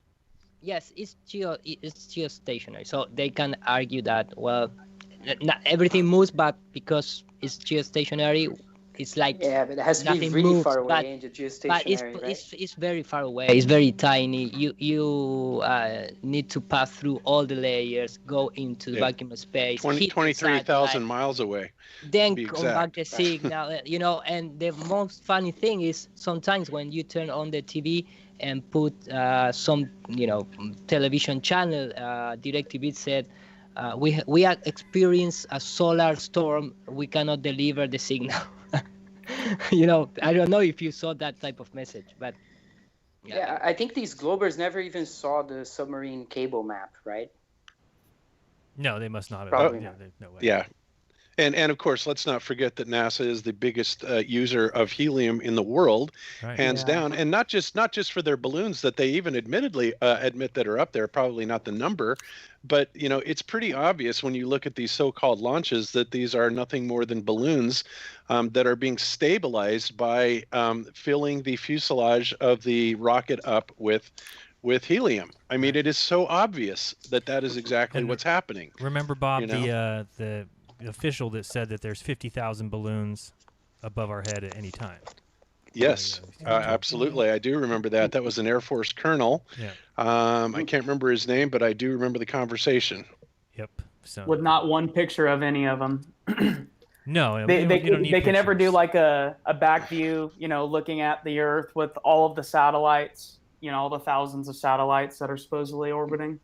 Not to mention all the and that's space just junk. it. We don't have pictures from 23,000 miles away, or if we do, they will take a picture that's obviously taken from 130, 140, 150,000 feet and try and tell us that those are 23,000 miles away. Right. But that's patently absurd, because you can definitely tell the difference, right? Unless you are utterly brainwashed. So Pretty insane. Yeah. So basically, this dude got bang for his go ahead. buck super chat. Like you just Yeah. got a tuition. I love how he That's- says that. That's a lucky tuition Why no payment. dissenting voices? It's Yeah. like, how many shows in a row, Bob, have I given out the link for people to come and join us? It's been like a month straight that we've been giving out a link, and so anybody who has a dissenting voice, Mark Jefferson, wait for one of those shows and join us. Perhaps it'll be this show. Jump on and tell us how wrong we are and how right all the things that you were taught in school are, and how dangerous COVID is, and we all need to wear masks forever. And I'm don't sure that's forget to your bring way. your proof. Yeah, you Textbook. might forget that. Oh no, not the Corona program. Oh, great. Thanks, Hero. You just ruined everything. Oh yeah, that's the balloon Sorry. retrieval Well, program. you know, Oh my goodness, this is he- important. Boy. Yeah, he definitely got his money worth because his super chats were what provoked me to get on the show because Thank you. it's like is this guy for real? I guess he's for real. I don't know. And he prefers Fight the Flat Earth, who actually acknowledges super chats and has opposing views. I don't know what that means. Do you mean Fight the Tight Shirt who does everything solely because of super chats? Oh boy. David's saying that the app's video for today is a balloon that fell in Congo. Nice, perfect. So get the Flat Earth, Sun, Moon, and Zodiac Clock app and look at your featured video and enjoy the information. Or just continue watching the show. Either way, works for Or us. do both, because do both. David needs, Hey, every bit Yeah, counts. come on. Every bit counts. You know, it really is hard to believe that even in this day and age, even if you don't believe in flat Earth, I mean, how you cannot see the problems, the immense amount of problems with what went on 9/11 is beyond me. I mean, if you can't see at least a minority of those problems, then you have no critical thinking skills whatsoever, and you are either just blatantly, trolling for the other side or cucking for the other side, or you are the dumbest person on earth. I mean, there is just no way that any reasonable-minded, thinking person cannot see these issues with 9/11 because there are so many of them. I mean, honestly, I thank God for 9/11 because it woke up so many people, because even people that were completely sound asleep woke up, they saw this, they're like going, wait a minute, this cannot possibly be taking place. And right now we're going through a very similar situation with COVID, right? So, in a lot of ways it's frustrating. In a lot of ways it's good because people are waking up. But, as I've said many times before, it's kind of a race. Are enough people going to wake up before these people are successful in their mission of total domination, or are we going to come up a little bit short? And, all I can say is, for humanity's sake, they better hope that, the awake people pull it off. Hey, I would assume we all agree that 9/11 resulted in great geopolitical benefit for a country other than America. Yeah, I wonder which one. Oh, yeah, I can't imagine. Talk about having overwhelming called evidence. the Their fingerprints are everywhere. Yeah. The Solomon brothers. Right. Come Whose on. building dropped Yeah, and all the information there. And again, just showing anybody who can. I'm just finding videos even after that can show the cameras all sitting up here. Yeah, I guess, none of these cameras had any footage for us. It's unfortunate. Just one. And they don't even have that. So. Yeah, and even some of the windows didn't have broken glass, right where the wings supposedly, where are the wing implants, indents? No. You can see a hole where the fuselage is supposed to be, but what? Did the wings just turn into clouds back. or what? In a space warp hole. Yeah. It's ridiculous. They bent the fabric of space-time, and that's what happens when you're going so fast. Yeah. Yeah. The day after they told us. Of that. Right, that there's all the money missing. Yeah, That's 2.3 The day after, bro. The day after. The dude gets up there, has a press conference, tells us, American people, $2.3 trillion, it's just missing. The next day, and think of right all where the, that happens in the Pentagon. I think we know where that money went. They found a passport into the debris, so that more insulting than that is, I believe, is nothing. Yeah, I think we know where that money went and what it financed, right? Yeah, it's pretty the war obvious. that was still in, the never-ending one. Satellites in space. Well, no, I think that money financed the very scam that covered it up, supposedly. Yeah, it's better just to refer to the money as shekels. Yeah. They're really capable of doing anything at this point. I mean, I heard on the news this morning that they're saying that flu numbers are down. They're down so much that the flu is basically non-existent this year. It's almost at an all-time low, or it is an all-time low. And the reason why? Because people wear masks. So here it comes, ladies and gentlemen. This is why I've said you have to stand up now, because this will be the reason why people think we need to wear masks forever. And I was hoping it would go away. And, I mean, if you guys saw the show yesterday, I went and asked people, sign this petition to wear masks forever, thinking my wife told me nobody will sign it. And my thing was, I can get one person to sign it. And we got plenty more than one person to sign that petition. What is wrong with people? You Did know you have to, that like, convince saying them? abracadabra? What? You know that saying abracadabra, right? It's I create as I speak. And then you have a bunch of people marching saying, I can't breathe. Right. And they're wearing masks. Right. And and also and this isn't against the whole thing because we're all programmed that we have to flush out all the bullshit before we can finally relearn what's actually rooted in truth. But whenever someone's chanting Black Lives Matter, when you look into what words actually mean at the root level, matter is what it translates into is a space without spirit. It's material, it's matter, something that is of matter. And we're of matter, but we have that divine spark within us. So whenever it's like a self-fulfilling prophecy that you're invoking, it's like a manifestation. And people just don't see that, By the way, I wanted to mention this. I got a letter yesterday from a girl named Cindy. That's all the information I'll give out. But she mentioned a Netflix movie. I'm like, oh my goodness, I got to watch this. She says there's a Netflix movie that you may or not seen. It's called Equals. Have you guys seen this or heard about it? Nope. Okay. So no, but I have a few to recommend after you. So Equals, this is why you need to watch it. It's a dystopian future where everyone is medicated to not have any emotions. If you do have emotions, you're taken away to get lobotomized. Yeah. Hold on, It's like THX 1138. Yeah. It gets better. The best part is they work at a place that makes rocket launching videos. One of the departments is called speculative nonfiction. They all go and sit and watch the rocket launches on the big screen, the same videos that they just created in the office, and then they watch it and make sure the people believe it's actually happening. What? Wow. The show is called Wow. Equals But on Netflix. Check it out. In Spanish, it's called Thank you, Cindy, by the way. Equilibrium. It's called what? Yeah. Equilibrium. Oh. And that was, in fact, the characters are dressing like Jesuits.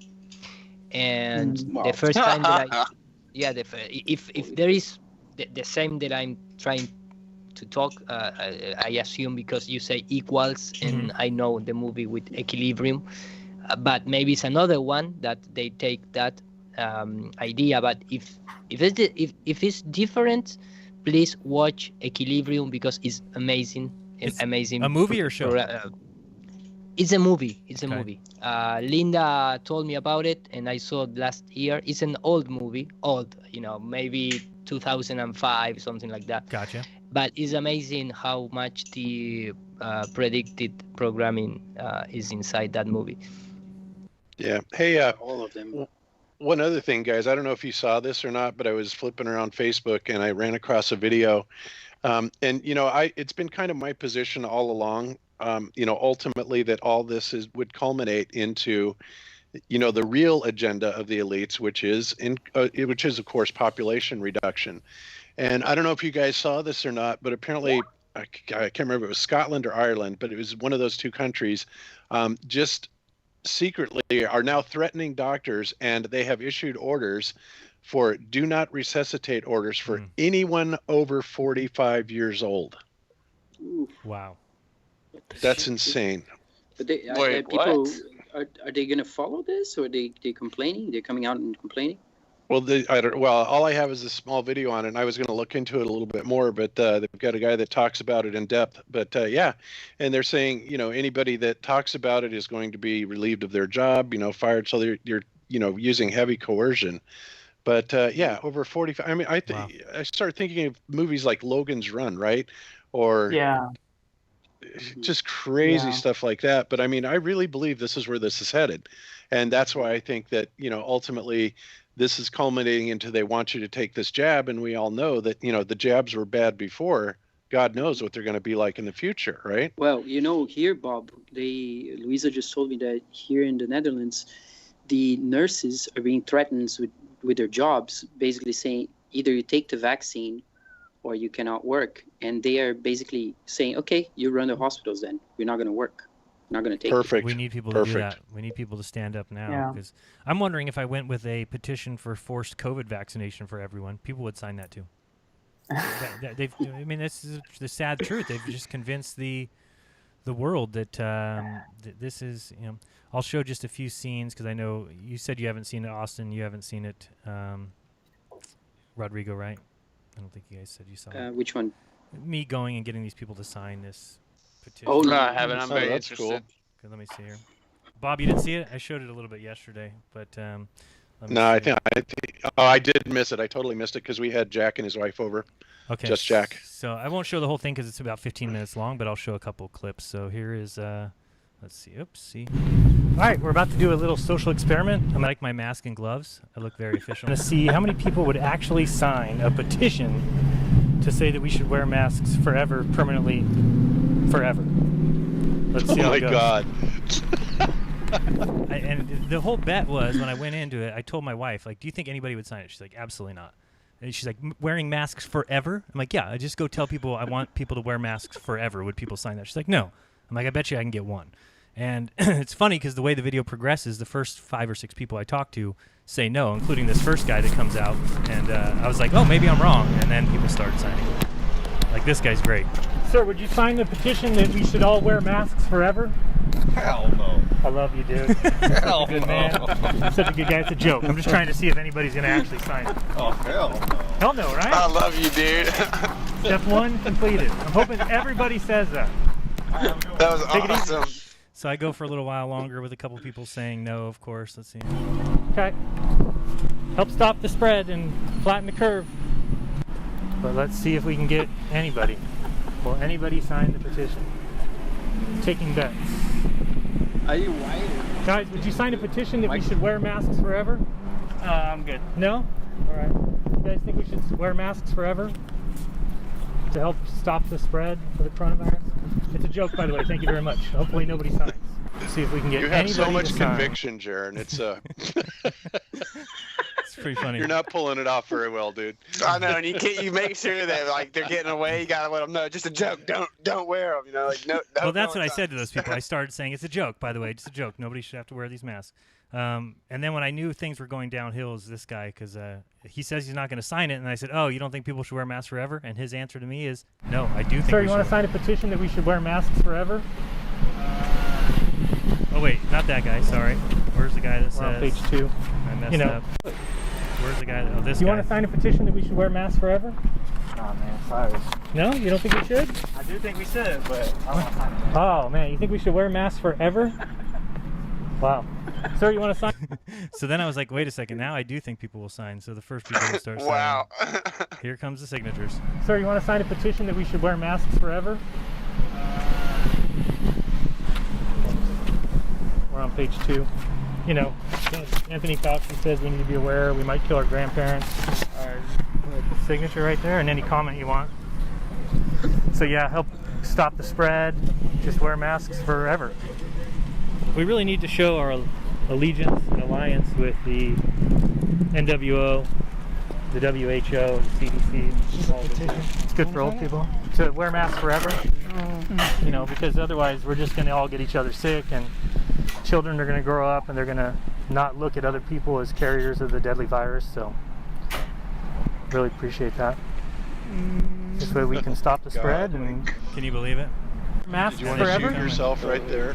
Then I was like, I can't believe this. Forever? What do you do? She starts Yeah, signing. But it wasn't always like that. No, you know what it should have been? If we think about all the spit that we have gotten in our faces, and we didn't get sick. It's great that she puts her mask on while she's talking to me. Yeah, about to sign dude. it. Yeah, we didn't get sick. Yes, I'll sign it for you, baby. You're going to sign it that we should wear masks forever? Yes. Okay. This is actually hilarious because I tell this girl, I said, I think my next petition is going to be children 3 weeks and up need to wear a mask. And she's like, not 3 weeks. I'm like, not 3 weeks? She's like, no, a year. I'm like, oh, a year and up. Yes. Children that are 3 My weeks and up. great-grandson, she was talking, and he said, no. Oh. This was a couple of months So here ago. I tell her 3 Okay. weeks. My next petition, I think, is going to be children 3 weeks and up should wear a mask. Nah. Oh, what do you think? How old?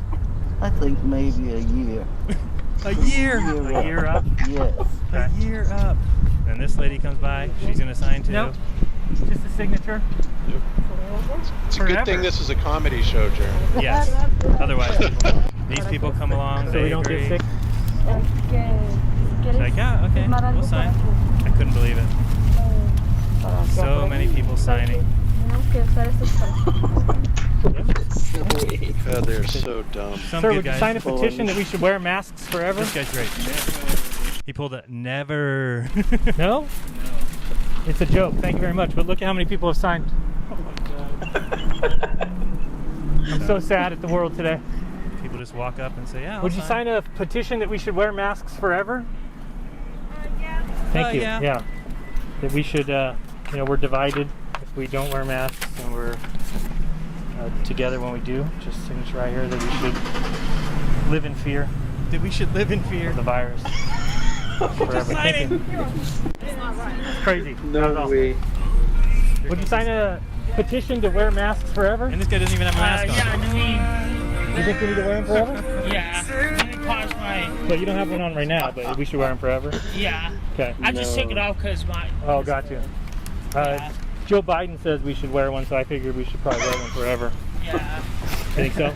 Yeah. Okay. You think so? Yeah. Yeah, just a signature right here. Where it says signature. Right here? Yeah, that we should just be afraid of each other forever, right there under signature. And I'll use a different pen after this one. You're saying it right to their virus, faces. right? Oh my God. Oh God, shoot me now. Yeah. I think we should just be afraid of each other forever. Yeah, right there. Yeah, and they just signed. Sad. And then I eventually get kicked out, which I knew was going to come. Here comes the big bad target. No, petition? Yeah, I'm sorry. Where can you do petitions? Will you sign it before I leave, just saying that we should wear masks forever? See, I would. I'm on the clock. Oh. See, I don't know how Target feels about everything, you know? Got you, because you're on the clock. Yeah. Anyway, it's about 15 minutes of people saying yes and no and signing, and I couldn't believe it. I came home, my wife's like, "Did anybody sign up?" Like, you are going to shit yourself when you see how many people sign this stupid thing. So I don't know. Next time I'll go. I can't wear a mask ever again, so I have to do something where I don't have to wear a mask. I don't know. I'm afraid if I go and say forced vaccination, COVID vaccination for everyone, people might be on to me if I've got a mask on. And also I need to get my bike a little closer so that it's not so zoomed in. Hey, it's a learning transition. You know, I was going to say the one time the mask would be beneficial is where, like, they can't tell that you're trying to force yourself not to laugh and keep a straight face. Right. Well, that actually worked okay. But the funny thing is, while I'm talking, like, none of them actually heard me saying the things I was saying. Like, we should need to be afraid all time. And everybody I kept saying, we just need to show our allegiance to the NWO, the WHO, the CDC, and they just signing away. So I don't know what it takes. Now I'm trying to think, is there a petition that I could possibly do that nobody would sign? That's the new. Oh, yeah. You could think of something, but it'd have to be ridiculous. It'd have to be like a joke. Dave said, it'd have to do with child predators or something, letting them go free or something. So, yeah. No, you know what you should do, Jaron? You should do exactly what the NWO is trying to do right now. You should come up with the wording that words a petition in such a way where it's saying we need to cull the population by 7 billion people in the next 3 years, right? By any means necessary, and see how many. See if that flies. Yeah, yesterday the guy from Goyim TV came on, and he was showing they were doing one on his channel where they were going up to people saying we should take all guns away from white people and free speech away from white people. And he was going up to white people, and they're like, "Oh, and just white people?" He's like, "Yeah, just white people. Everybody else is fine. They can have guns. They can use free speech, but not white people." And they were signing it. Oh boy, it's just. That's a great idea though, because you have like endless possibilities. You can just always hit the streets. You got content capabilities, right? Just to put on display the stupidity of people, because it's just like mob mentality, you know? Yeah, it's kind of hard to do. I mean, because I had to have my GoPro camera attached to my bike parked across the street, and then I had to like attach a microphone, like one of those headset microphones to my hand. The sound isn't great, but you turn it up, you hear a lot of car noise, and so I don't know. You'd have to have a good mic to do it. You don't want people to know they're on camera, or else they'll think something's up, right? Who wants you to? What if you said mandate vaccinations of babies? Isn't that already the case? Isn't that already? Yeah, kind of, yeah, but not technically. Like I don't know. You would, because you'd have to immediately be like, by the way, you're condoning putting all kinds of poisonous chemicals from aborted fetal tissue in a baby. Yeah, I didn't show some people. There were some people that said no and then laughed about it and had a good chuckle, and so it wasn't just all yeses, but it was probably half and half. I don't know. pretty Scary. sad, pretty scary. Yeah. Yeah. I mean, think about what I was asking, to wear masks forever. And then the day after I do that, I wake up today and they're saying, oh, well, flus are down. They're at an all-time low. And the reason why is because people are wearing masks. So the next push will be for this to be permanent. And I don't see a stop. I mean, David Weiss got kicked out of Costco yesterday for not wearing a mask. He had a whole basket full, he said, of $400 worth of groceries. And they told him, put a mask on to check out, or we're not allowing you to check out. And he just left the basket and said, here, put this away. So it's getting more and more crazy.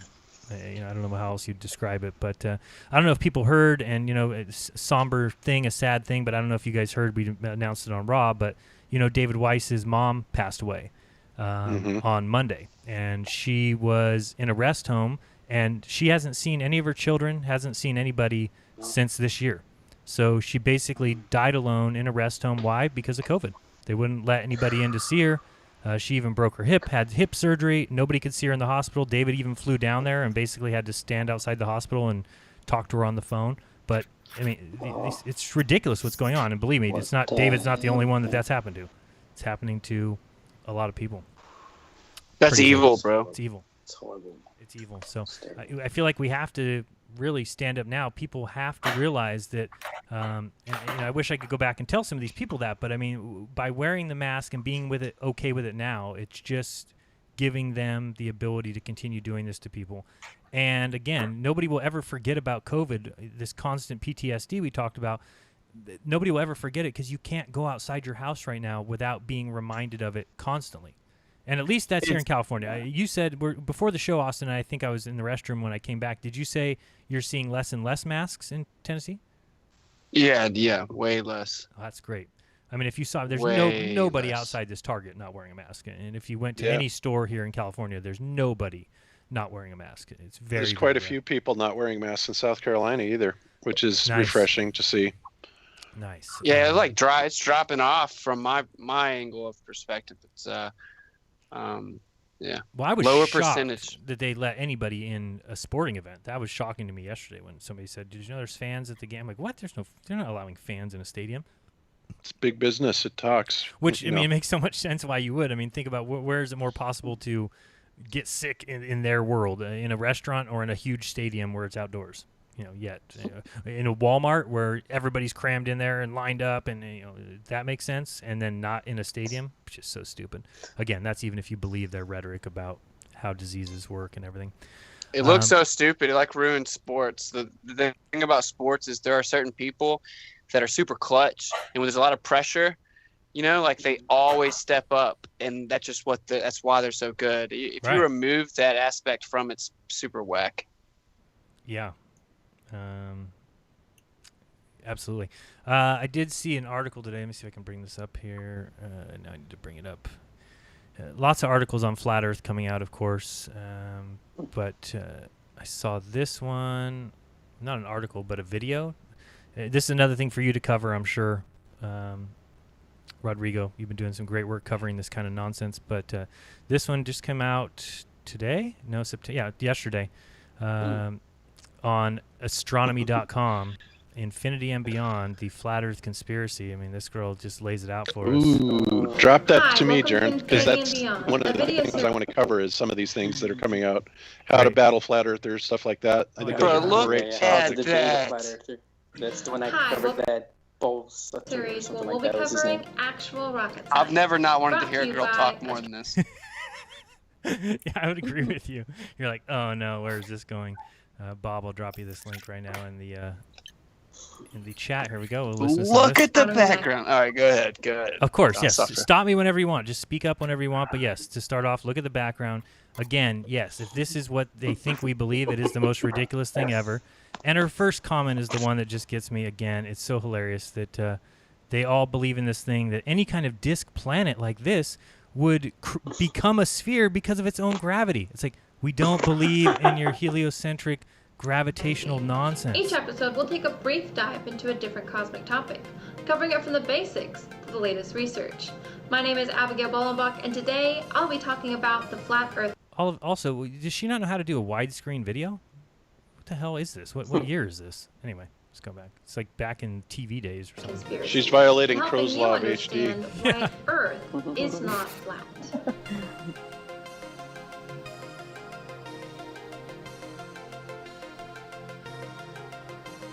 Flat Earth beliefs vary, but usually involve a large disc-shaped world with a relatively tiny sun and moon circling above it like lamps above a table. Throughout the 19th and 20th centuries, flat earthism was primarily motivated by biblical literalism. This remains the position of many flat earthers today. Left to itself, without divine intervention, reading. a disk world would collapse under its own gravity, forming... Let's talk about this. So, a disk world would collapse. So if this world existed in their model, that the gravity would be so strong. I love how they assume all the forces, that sustain their Floating model. disk world. Well, you know what? Even under that paradigm, let's look at that for a second. Right. So if we follow their rules of gravity and say, okay, so all the gravity would be at the very center of the mass, which would be right in the center of the disk. Right. Why would that cause it to collapse under its own gravity? And it would just that's shrink up and become absurd. a sphere. It would just pull in so tight. It's so funny. What they don't realize, and I talked about this last week too, is when you look at their ideas of gravity, you even have these guys coming out and saying that we had an option when things weren't working, when gravity didn't work with anything that we observe, because we need it so much, because it explains everything here on Earth. We have to keep it, and therefore they invented dark matter and dark energy, and now 97% of the known universe has never been observed. This is the reason why. So they are even going to the next step of just, like Iru said, they are always presupposing these forces. Again, if you do that, well then, of course things have to become spheres. That's your answer for everything. And people always ask me, well, why do they have to have gravity so much the way they have it? Is because nothing else would explain spherical balls flying around everywhere. Yes, and there's also a big problem because their galaxies are spirals. They're kind of flat, right? The universe is flat. Everything's And flat. if the galaxy has all this mass in it, it should turn into a ball according to their model, right? But it doesn't turn into a ball. So I would just like to point out this girl is struggling to read through an obvious script and said the word flat earthism. Yeah, the script is over here somewhere. Not another ism. Other planets, large moons, and stars. Flat earthers base their arguments on perceived flaws in mainstream science while ignoring major problems with their own claims. Oh. Flat Earth models do not explain the broad range of natural phenomena that are well explained by the modern scientific understanding of the globe and its place in our solar system. Comments? Oh, boy. And there couldn't be more wrong with it. Yeah. You know? I mean- So scientific, what does that mean? What are you talking about? She's Flat Earth talking about model, any what is details. that? There's no detail, right? There's nothing she's talking about. She's just saying What observable flat Earth phenomena? is this way. She's just saying words. and- She's basically reading every article we've ever seen that says flat Earth is wrong. She's just reading. You can see her eyes right there, looking right at a prompter or some sort of cardboard, cue cards. I don't know. Let's go. Flattening the globe would also severely distort the shapes of oceans and continents. Yeah, no shit. Flattening the globe would. Thank you. Oh, wow. So the belief now, flat earthers believe that it used to be a globe and that somebody stepped on it, and that would cause a distortion. Okay, here we go. Distances between them. If the world were actually flat, we'd be able to see the same night sky from anywhere on Earth. Oh, bullshit. Oh Okay. my gosh, dude. Okay, so Ladies and so gentlemen, let's the think about- oceans Go ahead. would be flat like they always are, and then the sky resets over top of us, but we move some out. Good. So I've tried to explain this a million times. We'll explain it again. Picture the room that you're all in right now, and now all of a sudden picture that room is 5 miles wide. So it's 5 miles off into the distance. And then think of a bunch of lights on the ceiling. Would everybody, no matter where you were in that room, see the same lights in the ceiling? Of course not. You would see your local lights. And not very far away, maybe a half mile away, the lights on the ceiling would meet with the horizon, with the floor, and all the rest of the lights 2 miles away, 3 miles away, 4 miles away, would be invisible to you. But somebody standing 4 miles away in the same room, looking up, would see those lights. It's the same thing. Now, many people could say, yeah, but that's a close ceiling, and you're talking about a 5-mile room. Yeah, well, think of how big the Earth is. And when you just put the sky up, not very high, all of a sudden you get the same effects. You don't see it, just like you don't see Polaris. If you go past, 20 degrees past the equator, you lose it. If the globe theory was true, of course you'd lose it at the equator, which isn't true. Let's And what continue. about atmosphere in general? I mean, right now there's so much smoke here in California that you could actually see the sun, like how you'd be able to, you could see just the cutout. You could look directly at it, Right. and it's because there's so much atmosphere. And so, not to mention you can't see such a simple way of seeing it in a when you start looking into flat Earth, to where you can the vanishing point. I mean, this is 101, and people just don't know how to see it in the macro. Right.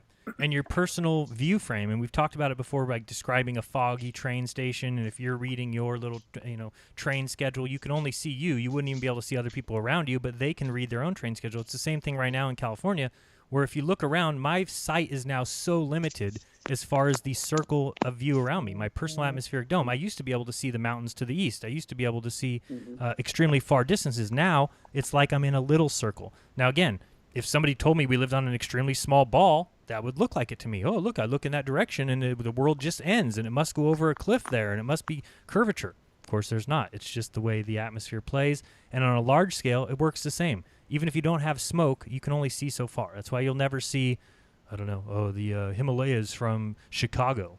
It doesn't work that way. We know that in the southern hemisphere, it is a completely different sky filled with foreign constellations compared to the ones that we see here in the northern hemisphere. Flat Earth advocates rely Sorry. Constellations. They're constants. on made-up excuses and inventive forces to explain away the problems of their model. They claim that light, What? She perspective, just and self-projected gravity work the differently. globe model. What'd you say? Tell me. Sorry. Invented forces to make the model work? There Did you she go. just say that? Absolutely. The way light, perspective, and gravity work. Oh, boy. The flat Earth does not explain how perspective works, folks. Have you ever heard such nonsense? Than we understand from the evidence of science and our senses.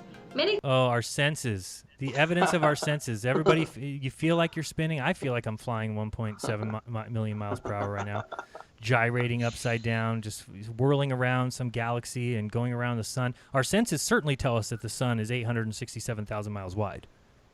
You've probably noticed that, Chris, in California right now when you go out and look at the sky. Clearly, that red light in the sky is 867,000 miles wide because our senses say so.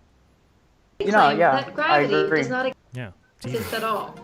This claim is actually necessary because everyone on every part of the Earth's surface feels a roughly equal gravitational pull straight down toward their feet, which only makes sense on a globe. Gravity pulls everyone down toward the planet's center of mass. Gravity would feel That's not even completely true different according on a to flat mainstream gravitometry and gravimetry or whatever they call it, because they say there's so many gravitational anomalies. That shouldn't be the case in their model. If everything's pointing to the center, it should actually be more equal, I would guess. But yeah, Well, and you also especially with start. Yeah, sorry, go. I was going to say, you also start having problems with the gravity vectors as you go north or south of the equator, right? Because then you're not being pulled straight down. Well, and I still or in opposition, I should say, to the centrifugal force. There's definitely a vector there. Right. Also, the centrifugal force is not even playing a role. They say that, gravity should be changed. That's what you're saying. Like, as you cross the equator, say on an airplane, things should be changing. There should be a differential according to the rotation of the Earth and the centrifugal forces. And they just say that gravity cancels out the centrifugal force. That's absurd. And again, it's at the wrong angle. I still Go believe ahead, that Jared. well, once you have a downward direction, right, and whatever that actually is, whether it's incoherent magnetism or some sort of electromagnetic reason for it, once you have that downward direction, then I think that you don't even. She's talking about we're all being pulled down. Nothing is being pulled down. A baseball, if I hold it out, it's not being pulled down. It's much more dense than the air that it's in. It's going to go down in that downward direction. Take a helium balloon. Why does it go up? Well, if she's saying everything is pulled down, well, then pull down the helium balloon. But it doesn't pull down. Why? Because it's less dense than the air around it, and it goes up. So again, I mean, we can go over this ad nauseum. A disk world's center of mass would not be located straight down from most parts of the surface. People on the outer edge of a flat Earth would experience. So what she's saying is, if you're here in the center, right? Because if this is the center of gravity, well, then somebody over here is being pulled sideways. Is that what she's basically saying, right? This person's being pulled down, and this person at the edge is being pulled sideways. Yeah, if that was true, then it should be really easy for us to walk up the side of mountains. Right. Right? Yeah, exactly, because you're angled more towards the center. Good call, Bob. Let's see. Yeah. Experience gravity pulling them at a different angle.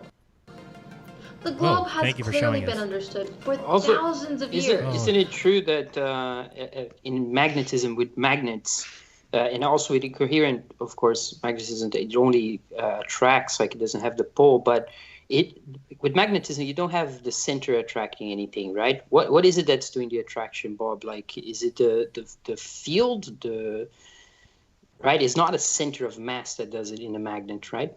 No, it's actually the field, and as we demonstrated in Zach's videos, when you're talking about the incoherent electromagnetism type effect, then you also know that it's an attractive force only, right? So it deals with the charge interactions of all matter, and that's really what I believe it is anyway.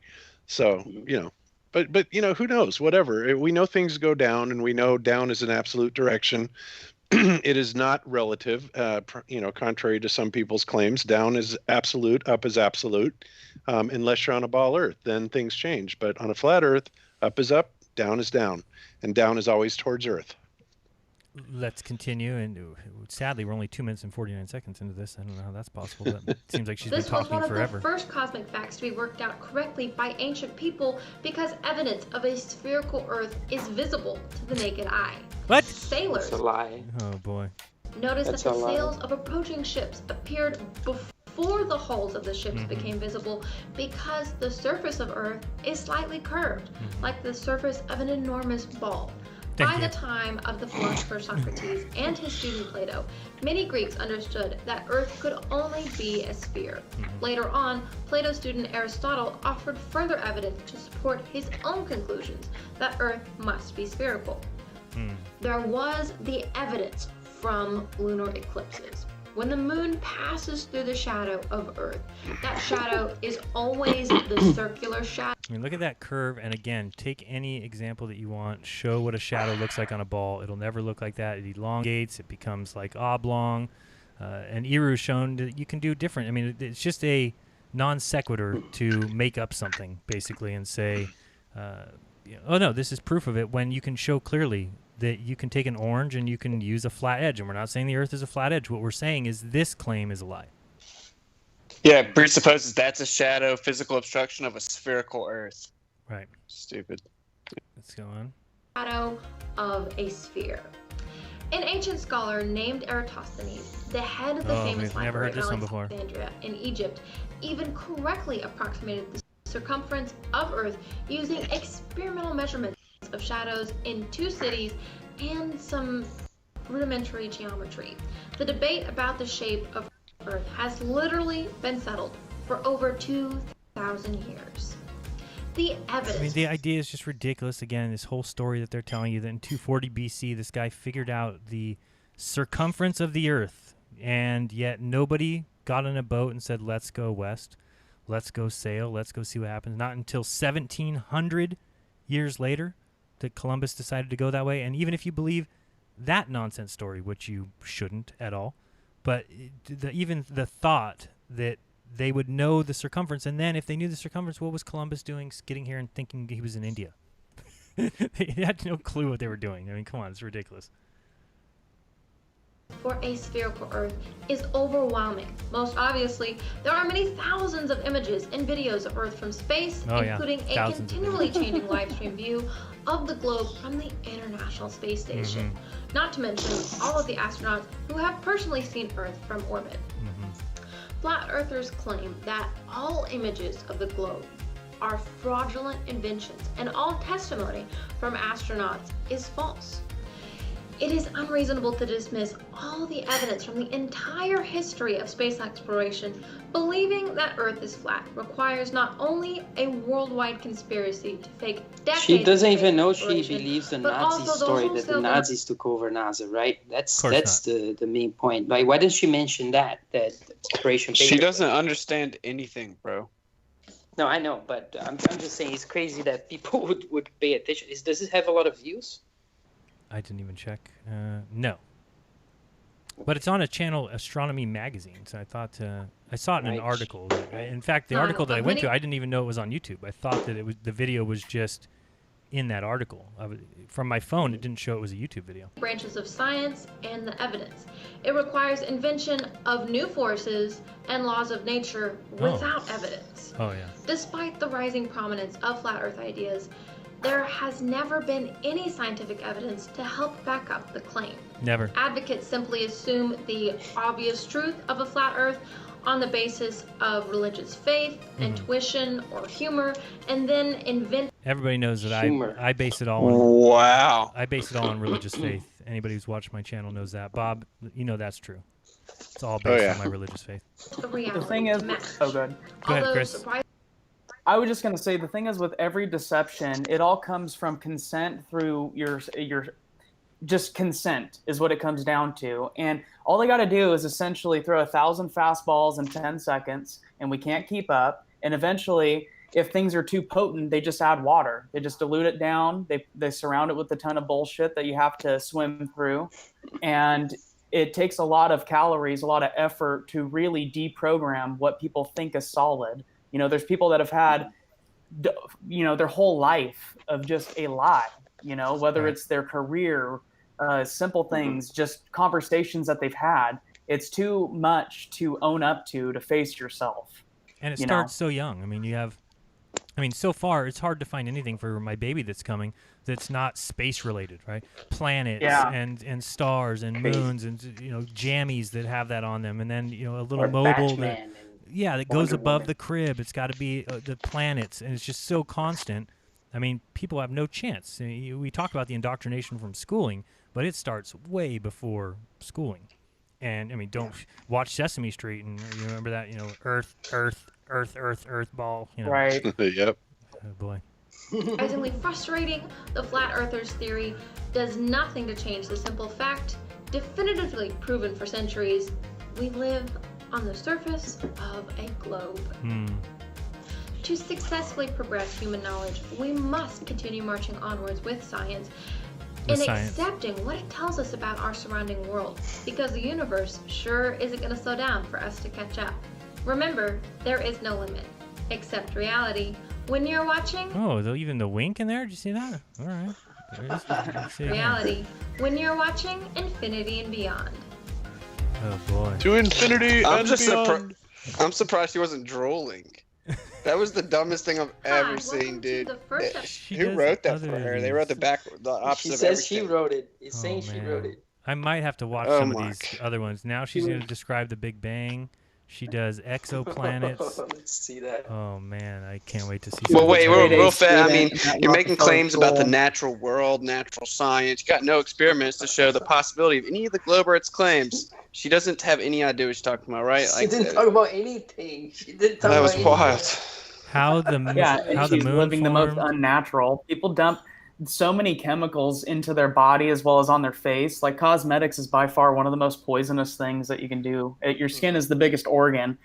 A lot of these people, they can't wake up because they're literally drugged down by frequency, whether it's through the technology that we carry around us all the time, what you know, where attention goes, you know, where attention goes, energy flows, right? But with that being said, people are they have fluoride in their system still. They're using aluminum to cook on. That shit's leaching into every food that is not organic and is sprayed with glyphosate. And that's just not even considering all of the vices that people have beyond that, you know. They're idol worshiping, you know, a bunch of out of shape, overweight people are watching, you know, football or basketball. It's like, it's the complete inversion. And even though you shouldn't idol worship, all everyone does is idol worship, you know, whether it's their favorite singer, their, you know, celebrity, their sports, their favorite player. Everything is an invert, and they pervert everything that has too much potency to it, whatever type of truth. They just essentially put so much around it to where no one ever wants to question what that is. Kind of like what they did with the swastika, for instance. You know, that symbol has been around for thousands of years, and it's the world peace symbol. But beyond that, that's the esoteric value of the wheel in the sky, right? Going around Polaris. And that might not just be in the sky, that might be on the ground. Now everything's kind of magnetized towards true north. And in this, like, there's always myth and lore about a whirlpool around a magnetic mountain like Rupus Nigra, right? Black rock, black stone. And then you have the black cube of Mecca, and you have the black cube of Saturn, all these references to the cube, and then that's in all of the mythology. Whether it's our modern day mythos in all of our cinematic programming, like the Tesseract, all of these movies have a cube in it too. It's interesting. And so I just think with symbols, they might have multi-layered meanings. And one other one would be like the square and compass, right? So it's to find the center point, the squaring of the circle, the uniting of the opposites. That's in the Tao as well, in the ancient Chinese cosmology that I'm looking at from the astronomy, actually, from the 11th century. They believed in a square Earth with a circle sky. Yeah, the square and compass, yeah. So because you'll find that center point in the middle of our realm with the compass, right? And you would have a perfect circle around a squared realm. You know what I'm saying? But the center point is a circle. It's kind of like how die are, like dice, how they work.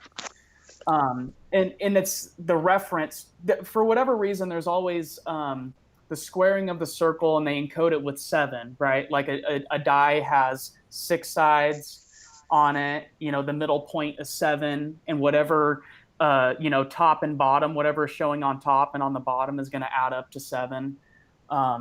There's all these references, and that's why that was one of the things that not a lot of people have touched base on, is the square and compass kind of being a big, in the macro version, how to measure this realm, Yes, also I've heard like that G standing for geometria, the meament of Earth, and then they show you the square and compass, so it's right in front of your face. I think and G has multiple meanings. Because A, B, C, D, E, F, G, all the way to 7. And then if you're using the septenary cipher, you literally count up to 7 and then back down and then back up to 7 and then back down. So you do it twice. And that's where like GT comes from, because that's 77. So that's an encoding, like if you see a Mustang GT, right? That's like the esoteric value, is because G and T in the septenary cipher are 7s. And, God made the world 6 days, rested on 7. When you're gambling, you try to get a trinity of 7s, There's a lot Hey, there. Bob, I don't know if I've ever asked you this, but what do you think about this idea or theory? Anyone? So, like, in Greek, they had these mystery schools, and they pick out certain students with aptitudes or whatever. And then I think it's possible that they thought the Earth might really be a sphere, and they found out the secret. And they kind of held it as a secret within their mystery schools and teachings, and then I propagated it. It had a metaphysical reason. They thought the sphere was the perfect shape. They found out it wasn't. They flipped it on its head, went back to understanding what it really was, and then tricked everyone else to think that the Earth was a ball at one point. Could be. Yeah, because the people that hold both paradigms are the ones that are controlling history, The Vatican with the Jesuits, they came up with the Big Bang Theory, but then also believe in creation. And so they invert everything. And you know how we call this place Mother Earth? It's always kind of referenced as Mother Earth. But then we have these obelisks everywhere, which is, Ball's shaft. Right. And so it's an inversion there. And not only is it that, but it's also, of course, they're massive antennas for energy. They're like your spine. So they're like little spines set up everywhere, and they're perfectly straight. Like whenever your spine is perfectly straight, then you'll have enlightenment. Your energy can flow up easier. And in one little reference to that is, and I've talked about this on the Tinfoil Hat, but isn't it funny how everything that people kind of surround their reality is around a ball, right? Like we're on a ball spinning, and all of the sports, football, basketball, soccer has a ball, tennis ball, there's all these balls in it, right? and then you have the sacrifice god of Babylon, which is Baal Melech, and then you have all the obelisks with Baal.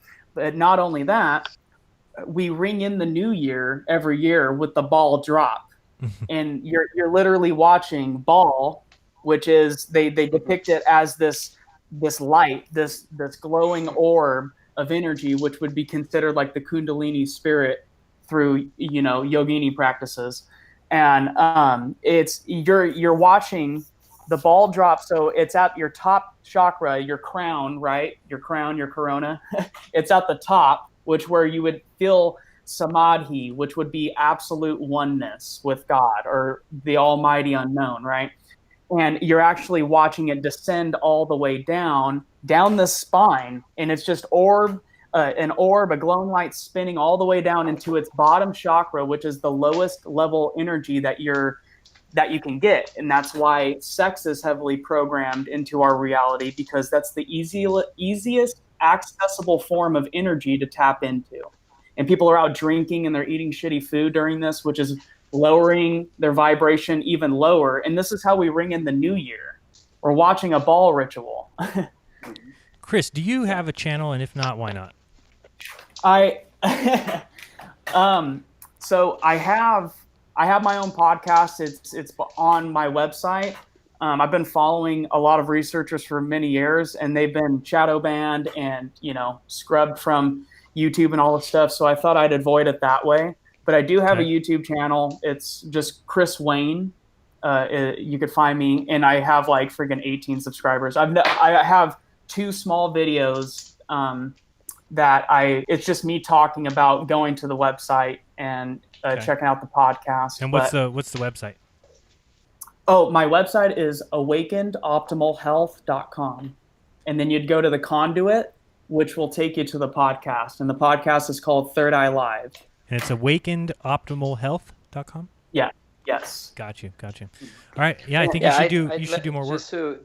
If I may just say something about what Austin was saying. As far as I looked into Hellenistic astronomy and the manuscripts of different opinions, at least some of the summaries pointing to the different manuscripts where people discuss the shape of the earth and the moon and so on and so forth, what you get from that period, it's not that everyone is saying, oh, it's a ball. You get actually a bunch of opinions, and some people who actually don't even make a statement because, for instance, the moon, whether it has its own light or not, they say it's not determined. They can determine. And in Lucretius, the earth is not a ball. It's definitely not a ball. So it's never described as a ball. And so and that's a major statement from the 1st century BC. So I don't know when people say things like, yeah, everyone knew there was a ball and so on, I don't buy it. As for what you said about the idea, the Pythagorean idea that's carried forward, in the different mystery schools, there's a lot to look into in that. But I know from at least from the Isis rituals that you find in the book called The Golden Ass, which is by Apuleius, is the first novel ever written in the West, at least known of, that has a first person character that survives, where he's turned into a donkey. That is considered a whole narrative of the cult of Isis in antiquity, and how he later gets transformed back into a human and gets saved by Isis. But you don't see balls or any reference to any of that actually in those rituals, as far as I remember. So you don't really see that. What you see is that the Chinese are developing observations, looking at the stars and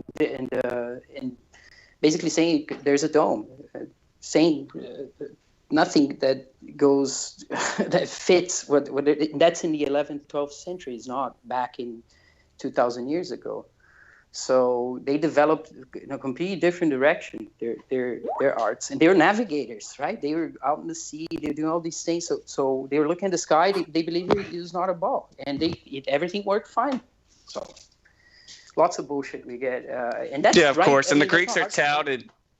The Greeks are touted as some innovative civilization to be revered, and they just destroyed a bunch of things and were stupid, crazy, weird pedophiles. So they had their mystery school. I don't know. For me, it's one of two ways, right? Like either they knew or they didn't know. I don't know, but everyone else certainly knew the Earth was a geocentric stationary plane at the time. Of course. No, they had that discussion, definitely. I mean, some people probably believe it was a sphere, and they consider, they probably thought, what if it's a sphere?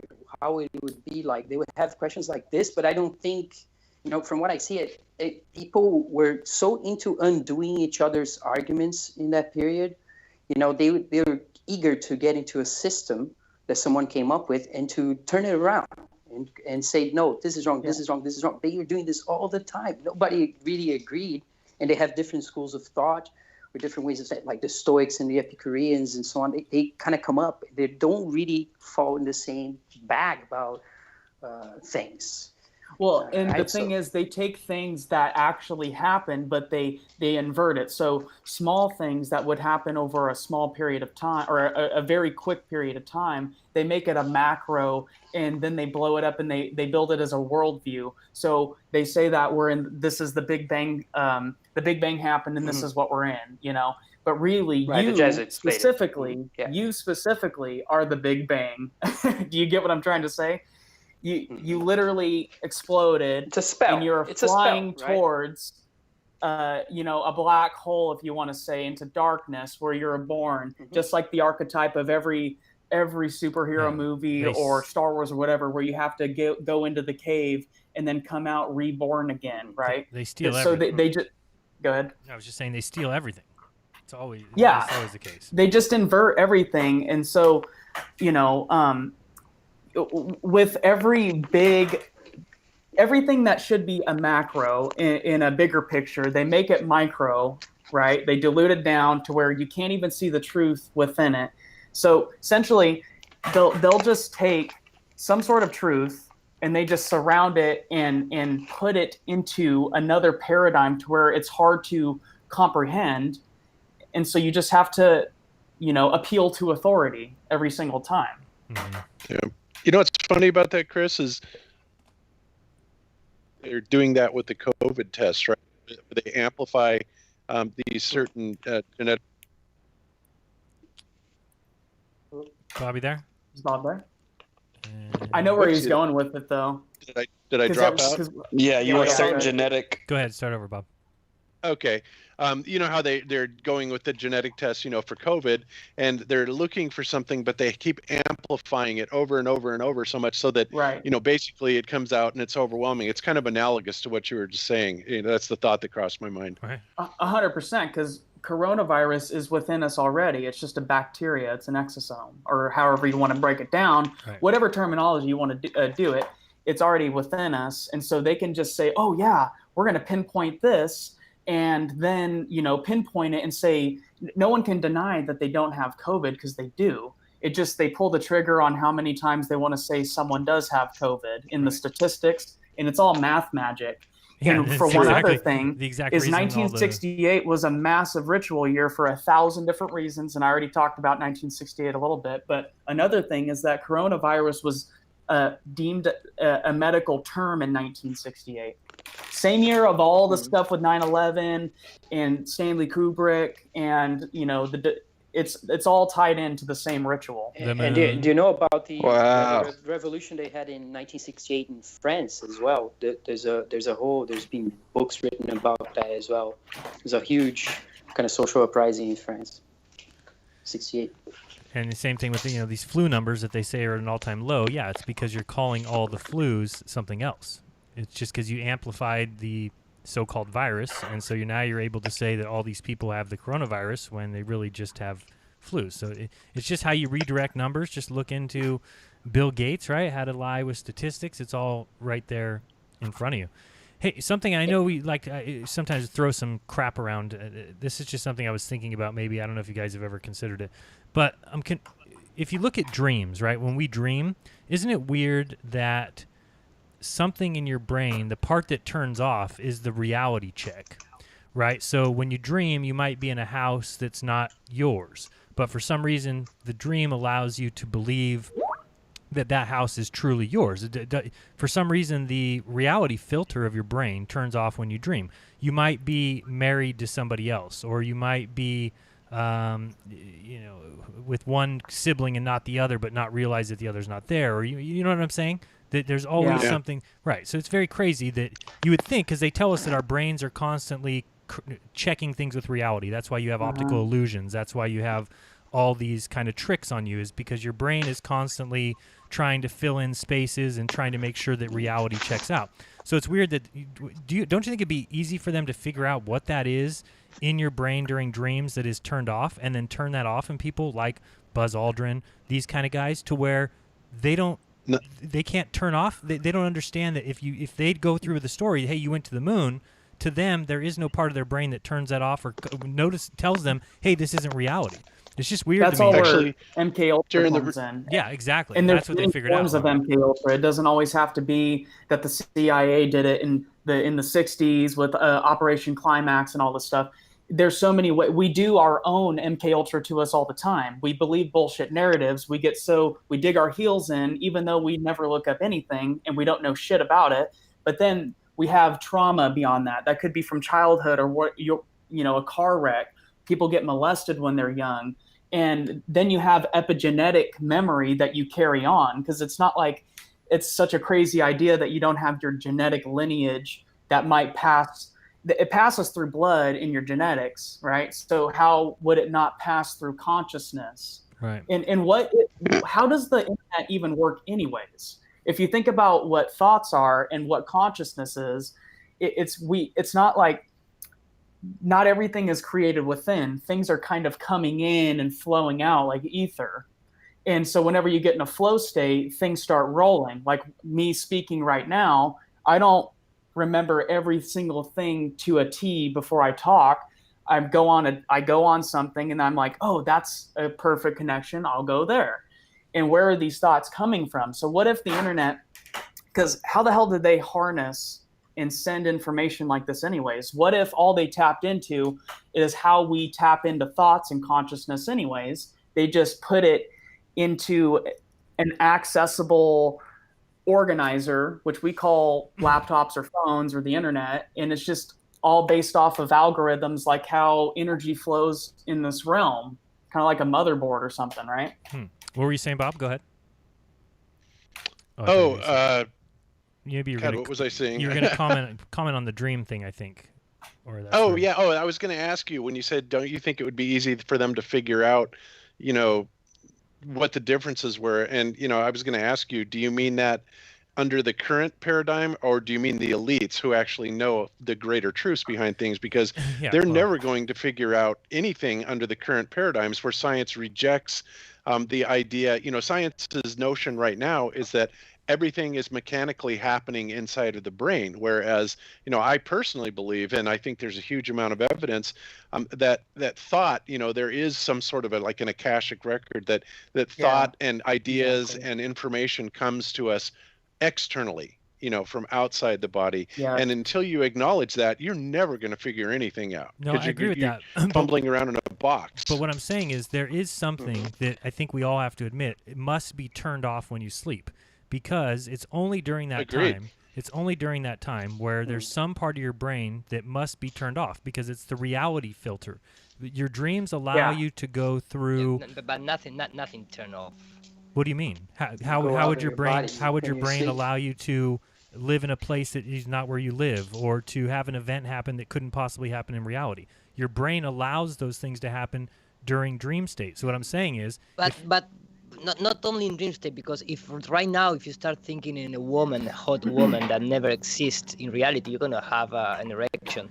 Okay, that's not my point, though. My point is, right now, awake, I would never start thinking that I have a sibling that I don't have, or I would never start thinking my mom is alive when she's dead. But when I'm dreaming, I can dream and have my mom be alive, and nothing inside me tells me, hey, jackass, your mom is not alive. So something is turned off when I'm sleeping. You can have. Well, you're eliminating the intake of the observation, right? Like, because your eyes are closed, you're just laying there. Okay. So you're not factoring that into what your brain is deciphering. So it's detached from that. You must be missing. You know, it's not necessarily that it's turned off, but it's just, well, it is in a way, right? I mean, you're turning off the something intake is turned of off. the sensory observation. Well, the thing that's turned off is the is the reality filter. Think about it real quick. When you dream, you haven't you had don't you have dreams where you're in a place that doesn't make any sense? It just doesn't make sense. The more you learn how to dream, and clean your body and get aware of your dream state, you don't have the lapse of consciousness that people usually have when they're more toxic, and also in the realm of the mind, in the ether, so to speak, when you come out of your body.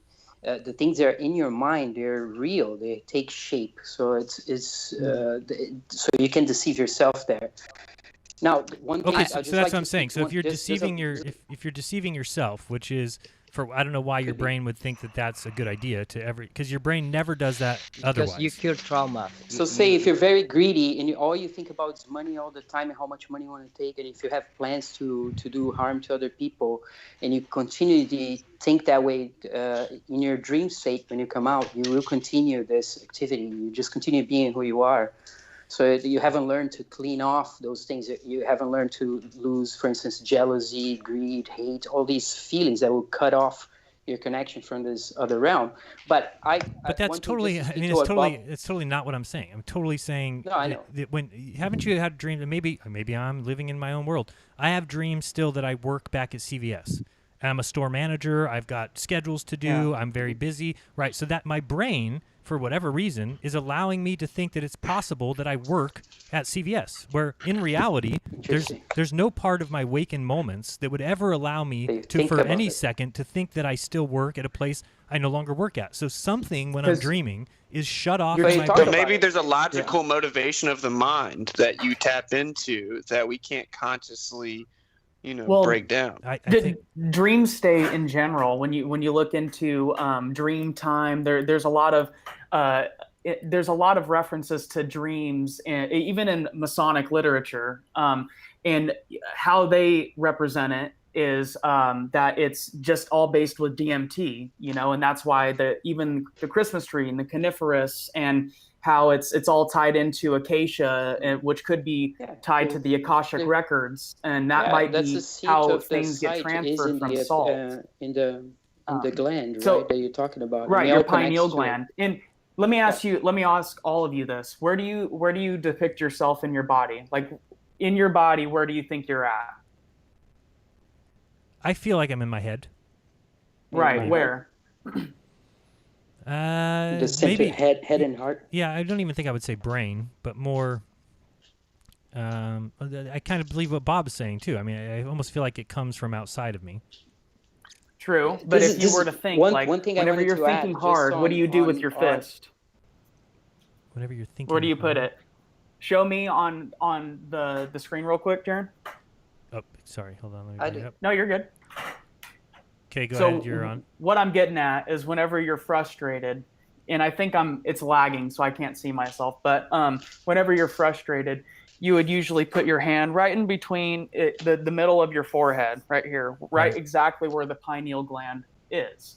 And there's a lot of references in mysticism about how your body's a temple, and you yourself are between two temples, right here. There's the Trinity right there, and the 33rd esoteric value in nature as well as in mystic literature is that Jesus died at 33. There's 33 levels to Freemasonic order and Scottish Rite. There's 33 vertebrae to your spinal column that leads directly to your third eye. And in a natural sense, in nature, the alchemical transformation process in Celsius is 32 to 33 Celsius, from freezing to liquid. So there's even that micro macro in the sense of nature. And so whenever I'm saying, where are you? You are your spine. That's probably Fahrenheit, I think, not Celsius. Celsius is 0, it's freezing. Say again? In Celsius, 0 is freezing, and above 0 Fahrenheit. is unfreezing. You're talking about Fahrenheit, yeah. Yeah, Fahrenheit, my bad. Yeah, and so that's the alchemical transformation right there, and doesn't mean go out and do DMT of some sort, whether it's mushrooms or smokable or ayahuasca, the vine. The point is that you have these chemical compounds within you regardless of whether you accept it or not. They're produced in your lungs, kidney, liver, and it's speculated that it's produced in your pineal because that's what balances your endocrine system. But no one can go in and do a study on it because you would have to harvest a pineal gland.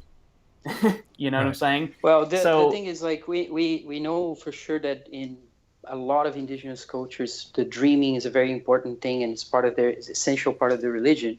And one thing I wanted to say, and this is something I studied like in detail through their accounts, but something I'd like to say on that to Bob, that when you talk about the download and this idea that the language, there's something out there, there's the Akashic records, there's something like this. This is very strange. This is an account from shamanistic culture in Russia, I think, where basically their numbers dwindled. They didn't have a medicine person anymore who knew how to get the contact to cure people. The culture died. Essentially, the culture was dying, and people are getting sick. Suddenly, a teenager falls into a trance for 3 days and doesn't wake up until the third day. And in the third day, knows a whole new language and suddenly knows how to cure people and has the knowledge. And it's a language nobody knows. It's like there's many accounts of this, some of these so-called shamanic languages, because that's the term that it's westernized, is just from one particular place. But I mean, that's evidence for this idea that there is a download. If things go sour here, people start getting the ideas will be coming from the dream world. You see also Tesla did things like this.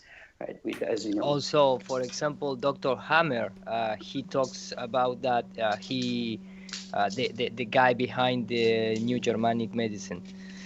He talks about when the son died, he received a message in the dreams from his son to in that state, and he become aware about how the cancer was produced and things like that, and all the technical stuff behind the New Germanic medicine. And also, I want to add, for example, I remember at 22 years old, I had my first out-of-body experience, and that completely changed my mind.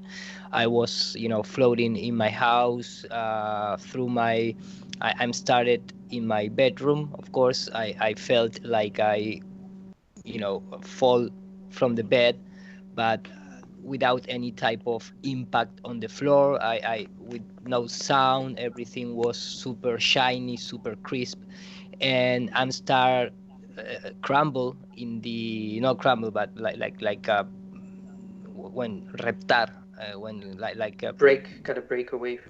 No, yeah, I'm start moving my hands to push me on the floor because I didn't feel my legs. Like crawling.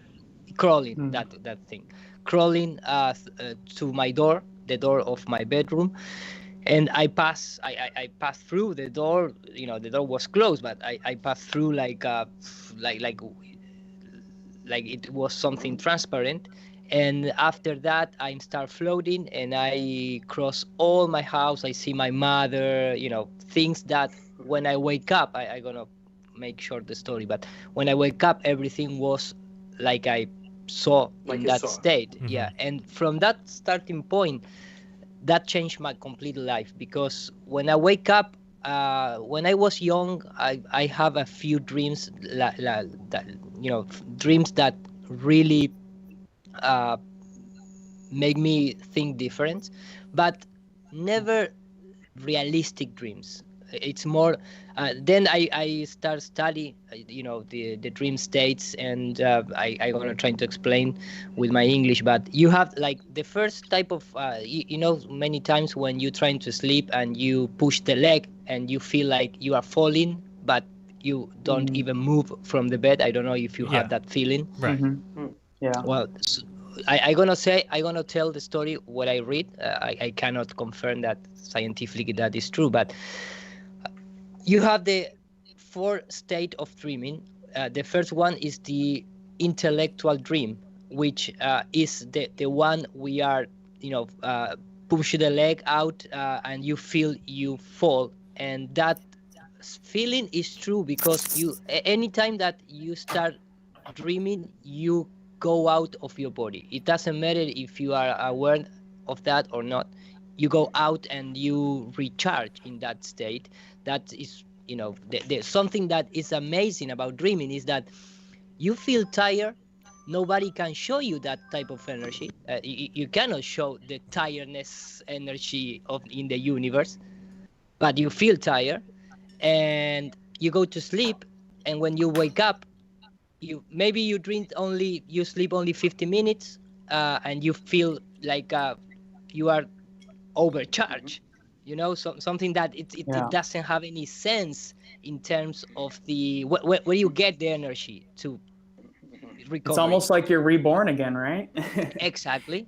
So in the Aborigines, they would call all of these visions that they would get enlightenment from, they called it dream time. DMT's right in the word. And like I said, it's not to go and say, go do this, people. The point is that your body produces it naturally. It's part of your endocrine makeup that we are. And yoga is all about that as well. Exactly. I teach yoga. I've taught yoga for about 3 years now, and I've been into it longer than that. Yeah, the pranayama is all about this, right? That's one of the. It's all about it. Raja Yoga was after. That was the first physical practice that Raja means royal in Sanskrit, and all it was meditating, sitting on your easy seat like in lotus or full half lotus, and keeping your spine straight. That 33 levels, Jacob's ladder, all the way up to enlightenment. Where you would find samadhi, and it's all through breath work. Because you can endogenously produce this, but you can also control that energy and stay on the astral plane, or however you want to call it, to get that cosmic download. And I think that this is where a lot of the perversion and spirituality, and then taken into organized religions, is to water down those aspects. This is the reason why the Vatican has the pine cone. The eye of Horus is the pineal gland from a side view. It's like a trophy they control, right? It's kind of like this. Yeah. Yes. They control the physical and the metaphysical. They're trying to control both realms. And I think that has something to tie in with, people might not agree with it, or they might not have actually thought it totally through yet, but like an incarnation cycle, in the sense that we might be incarnating in, not remembering, because we're all born into amnesia. And I think this is a lot of what the river Lethe, right, of the ancients in the Aeneid. That it's described when Aeneas goes down into the underworld. The people are drinking from the Lethe's river, and they forget before they return. Yes, and it's one of the. I think that's tied into, when you start looking into Gnosticism, that's essentially all, like the Matrix is all lifted from Gnosticism, and Gnosticism just means gnosis, which means knowledge, and that's within every religion. Like I said, everyone has truth. It's just how much bullshit can you sift through to get to the truth. And I think one of the things is that we're born into amnesia, and with suppressed memories. Let's take this into consideration. Okay, so people, one of their things and why they believe like aliens would be real is because of the testimonies of people that have gotten abducted, right? Mm-hmm. And with abductions, that might be a suppressed memory of your birth. The story is always that they're tired, or it's late at night, they're on a dark road, and all of a sudden, they feel very incoherent, and then all of a sudden they wake up and there's bright lights above them, right? And they can't see. There's these LED lights, and there's people that are, there's big people surrounding them that you can only see their eyes, and they have a mask on, and instantly they're getting poked and prodded, and I have a son. This is essentially what. In every birth they go and they start poking and prodding. They check their butt, they check their, genitals and all that stuff to make sure everything is correct. and so this might just be a suppressed memory from birth. That's all it could be. Chris, I was going to ask you one thing that's really interesting. I was going to ask you, have you heard of this synchronicity game? Because Iru and Jaren have, and I think, I'm not sure Bob played it as well. That would be something right up your alley, I would say. That'd be great. You would love the synchronicity? Synchronicity game. No, synchronicity walk. is the What? name Walk. of the Walk. game. Synchronicity Walk is the game of the name. Yeah. Oh Then- no, I haven't. No, I haven't seen any of that. Well, It's a game. You said. yeah, it's a game. We can talk about it, but I like to get back and finish the finish your dream the thing. You were history talking on of the the dreams. Oh yeah. So, and I totally agree with you. I forget the name of Chris. Chris. With you, Chris. So you have this first stage, which is the intellectual dream that supposedly happen when you're trying to, you go to sleep and you close your eyes. Close your eyes is also a really deep meaning, because the pineal gland works in darkness. So when you close your eye, for example, when you have birthday and people say, okay, ask for 3 wishes, at least we do that in Argentina. What? 3? Immediately. We only get 1. 3. We Yeah, only we get are one very these days. rich people. Wow. Yes, 3 wishes. So immediately, you cannot do it with open eyes. Because when you wish, the wish is also a force. It's like an energy that it's the visualization. You need to go into your black sun or your pineal gland to create that reality. So you close, it's like an instinct, you close your eyes when you trying to produce, for example, trying to bring an idea from the ether to reality. You take a paper, you take a pencil, and for getting it's concentrated, you close your eyes, and maybe you push with 2 fingers, you push your eyes, trying to even get more inside of your core in your brain. Things like that are really related. So you go to sleep, you close your eyes, and you're trying to sleep, and when you start thinking, and if your brain has the detection, the reality check, you are not going to connect with the ether. You're gonna, your brain is gonna say, what I'm thinking right now is completely, nonsense, and you wake, you like have that type of movement with the leg, and you, because you start getting out of your body, but you cannot do it, you are get back to your body, and that is the feeling of fall, because you're really fall, but not in the physical manner. You fall in the spiritual or ethereum, astral, whatever type of body. So you felt, again, you fall down to your physical body, so you have that type of feeling.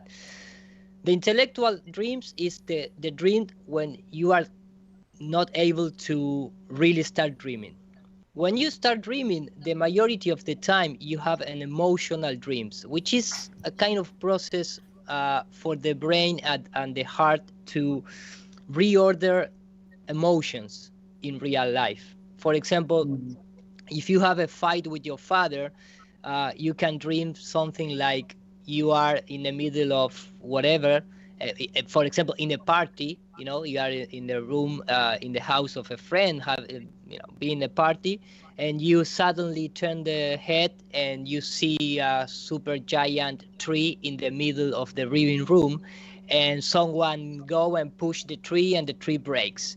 Well, if you go into the meaning of that, the trees symbolize your father, the roots of your family, and because you have a fight with that, you know what I'm trying to say. For example, when you dream with water is, and I happen to me a lot of times when I get fight with my partner, in terms of my partner when I have a job in Argentina. I start feeling, maybe when I have a really big fight, emotional fight, I always dream that I drown in water. And when I have more light type of fighting, the water, maybe I was in the beach and in the seashore, and the waves came and go, and suddenly the waves start getting into my feet, and the water started to rise and cover my knees, and then calm down and things like that. That is the majority of the time. You have emotional dreams where it doesn't have any sense to you, but it has sense in terms of the emotional things. the problem is nobody teaches us how to interpret the dreams, something that is very important, because if you go into history, a lot of kings, a lot of emperors, a lot of people have their own person to, tell the dreams, and someone interpret those dreams. But it's like an oracle, things like that. Of course, for me, the best practice is trying to understand for yourself and don't be influenced by others. But you need to pass that first stage, because you need a master. You are an apprentice. I agree. I think it's like the inner you trying to talk to yourself. Exactly. Yeah. A lot of people saw in emotional dreams, well, I mean, that's pretty disease, for example, cancers, or things like that. Then you have the third stage. Ido, would you say that this is also that when you're on that other realm, the emotions may take that shape, because it is beyond language in a way? Well, that is because really language is way this to put coating, it, right? We get the coating of language to guide our thoughts. Yes. But when you were speaking, it reminded me of something we read me and Luisa read in the works of Emanuel Swedenborg, who's a mystic 1700s, who could get out of his body. Apparently, wrote. He's the one who saw extensively. the fire, predicted a fire somewhere in a neighboring town in Sweden. Yes, he's from Sweden. Yes, and he was a scientist. He did all kinds of hydrology and different machines, but he wrote his spiritual experiences. And when he claims he's talking to angels, and he's describing their language. And he says that their language it's not language. It's symbols and images and beings and plants and things like that. And somehow they communicate like that. I thought it was fascinating. We've been engineered to think left side brain all the time, because that's the more reptilian, analytical side of the brain. The right side of the brain is more symbolic. You would give directions in symbols, like instead of being like, hey, go a quarter mile down to 2nd Street and then make a left, you would say, hey, go a ways down until you see the golden arches and then take a left. That would be like the McDonald's symbol. It's the reason why symbols rule, signs and symbols rule. And they have, in the sense of language, they're so much more expression within it. It became more physical, because you would have to express it the way it's supposed to be understood. Here, that's why we can say one word in English, and it's a reverse programmable language. It can mean a multitude of things. You would really have to be very specific, and then you would have to use other examples to prove your case, kind of like what I'm trying to do right now. But with one symbol, I can just throw up, and people can then interpret and create their own reality from that. And I think that's what the mind essentially does, even when you're dying. When you have like a near-death experience, I don't know if anyone has, but I have. It's exactly like what a psychedelic experience would be. And I think in the moment, what happens is your body's going through algorithms. They're going through a checklist of like, how the hell can we, we don't want to die. How can we, what do we have to fix this situation? And it goes through so quickly that your life flashes before your eyes. And it's just going through a checklist of what do we have for this? And essentially, if you don't die, you just have a very slowed down experience where you hear a ringing. And that's kind of like what the Tibetan singing bowls are about, because that frequency usually hits 432. If you look into the ringing cedars of Lebanon, that's exactly why they made those singing bowls eventually, not just because of the Lebanon cedars, but in the world, that frequency is what Om, when people chant Om, that's what they're doing, is essentially vibrating that Kundalini spirit up and down their spine, the serpent up the staff, unlocking that portal into the next realm. And I think if you don't die, then you'll have that experience. But if you do, that DMT molecule takes your solar consciousness, and this is all speculation, but I think it would probably take your soul and consciousness into whatever is next after this. And people say, even in medical doctors, I don't know if this is 100% proven, but There's been a lot of talk over the years about 21 grams, and that supposedly being the weight of your soul because you're 21 grams less after you die. Heard that. I don't know. Yeah, and on at least just one thing. I think I agree with most of you saying. The one thing about the 432 is the one thing I looked into that I don't think is possible. And that you but there's many problems with that. We don't emit when we speak, when we say a word. And you see in Indian music, in Indian classical music, you see this very clearly, which is very sacred for them. The way they do it, and it's very interesting. But they glide through many tones, and your voice, when you say anything, and when you try to sing Om, you're not gonna have a perfect frequency. It You're won't gonna be have many perfect. It's about the harmonics, vibration because you have vocal cords. So there's a lot going on. And when you get more than one person, you get more 2, 3, 4, and you start adding a choir, and you get so much richness in the harmonics. It's quite exhilarating. Kind of, you lose yourself. It's one of the things that happens because I'm a musician. One of the things that happens when you're playing and you really get lost in that flow that you were talking about before. Something I studied as well, and I write about. You at some point you lose. You're not seeing anything. Your eyes may be open, but you're seeing something else. And after, your eyes, my eyes at least, they take minutes to actually be able to focus again. Like I get totally lost in something else when that happens. Yeah, it's trance. It's kind of a trance. Yeah. And this is why we're drug around by frequency. Movies like Batman Forever and They Live, the plots to those are that they're hijacking our consciousness as well as it's deteriorating our mind and body over time with frequency. The whole thing with They Live is, cable 54 is like Jesuit encoding, but they have that frequency that's putting out and keeping people in a low vibration state where they feel confused and they're in like a waking sleep. And then Batman Forever, the Riddler's whole plot is that he figures out how to hijack consciousness by sticking that box on everywhere in town, everyone's home. And so it like is a connection to your TV, but the whole thing is it's sucking your prana, your life force, your energy, your chi, ether, right? It's sucking that all into someone else's harvesting, their consciousness. It's kind of vampire, energy vampire. Yeah, exactly. And there's many ways to do that. And so this is why I always harp on the health aspect, is because this is why people can't wake up physically and spiritually, is because they're drugged down by frequencies. Everyone's in a very low vibration state, and we're we've been programmed to drip certain chemicals, and our adrenals are shot. And so we don't have enough time in the day. Everyone has a job.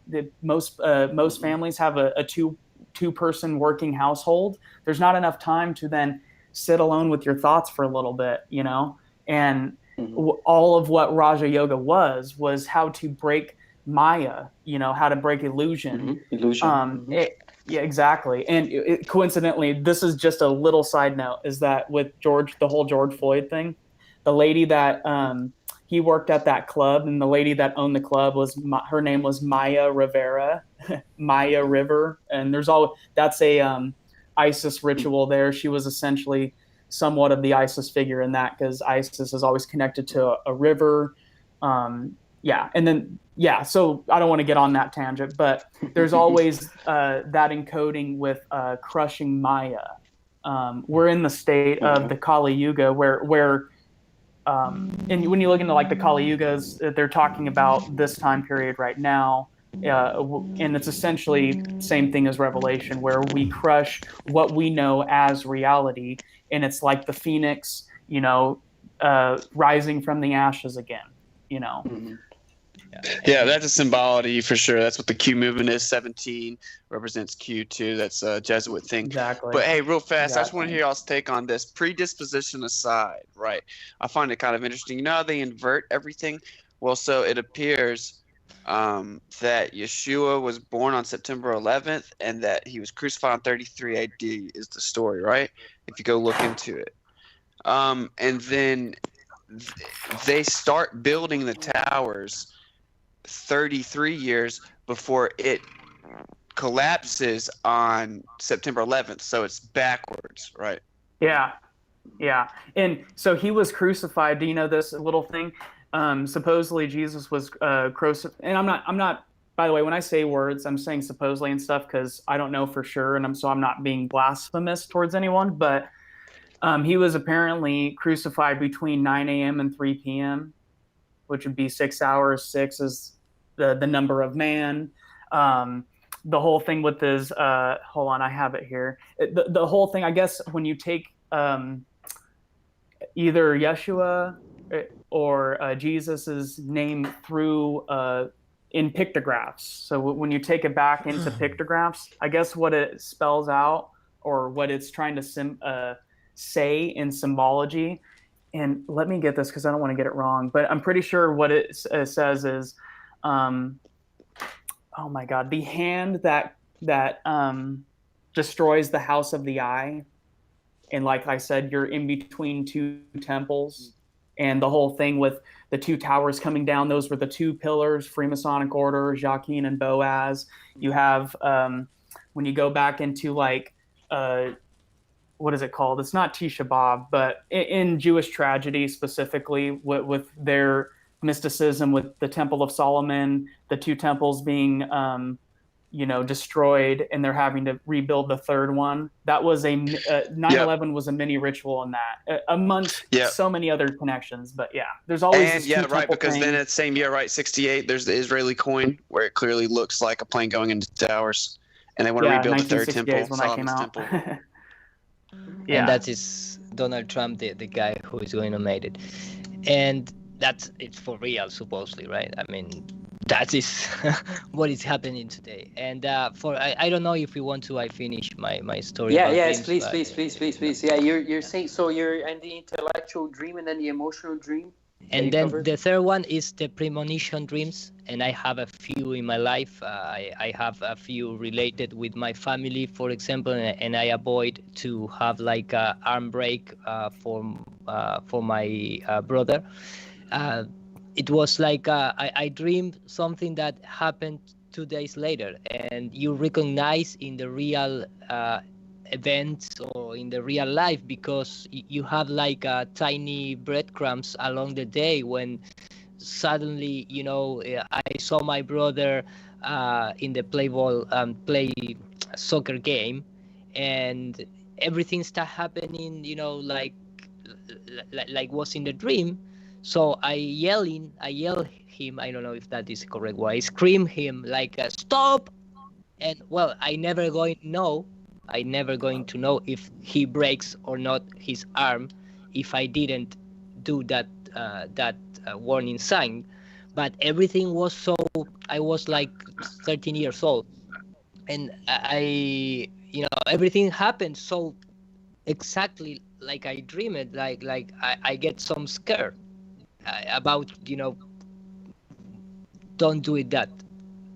So I know maybe my explanation is very poor in terms of the poetry and the words that I'm using, but you have the third type of dream is the premonition dream, and then you have a fourth state, which is when you dream with dead family. Mm-hmm. And also it doesn't matter if it's for real or not. And I have a lot of dreams with my grandfather and my grandmother.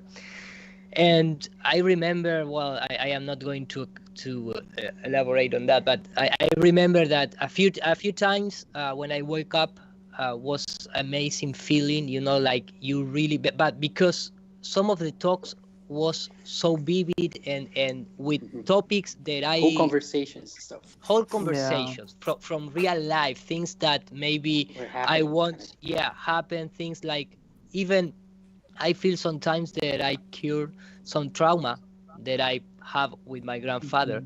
So I to me it doesn't matter if that conversation is for real or not, because you cannot go into that world at that state. It doesn't even have any sense to say, well, that was real. It doesn't matter because, like I mentioned at the beginning, if you think in a woman, you're gonna have your, body reaction, and it doesn't.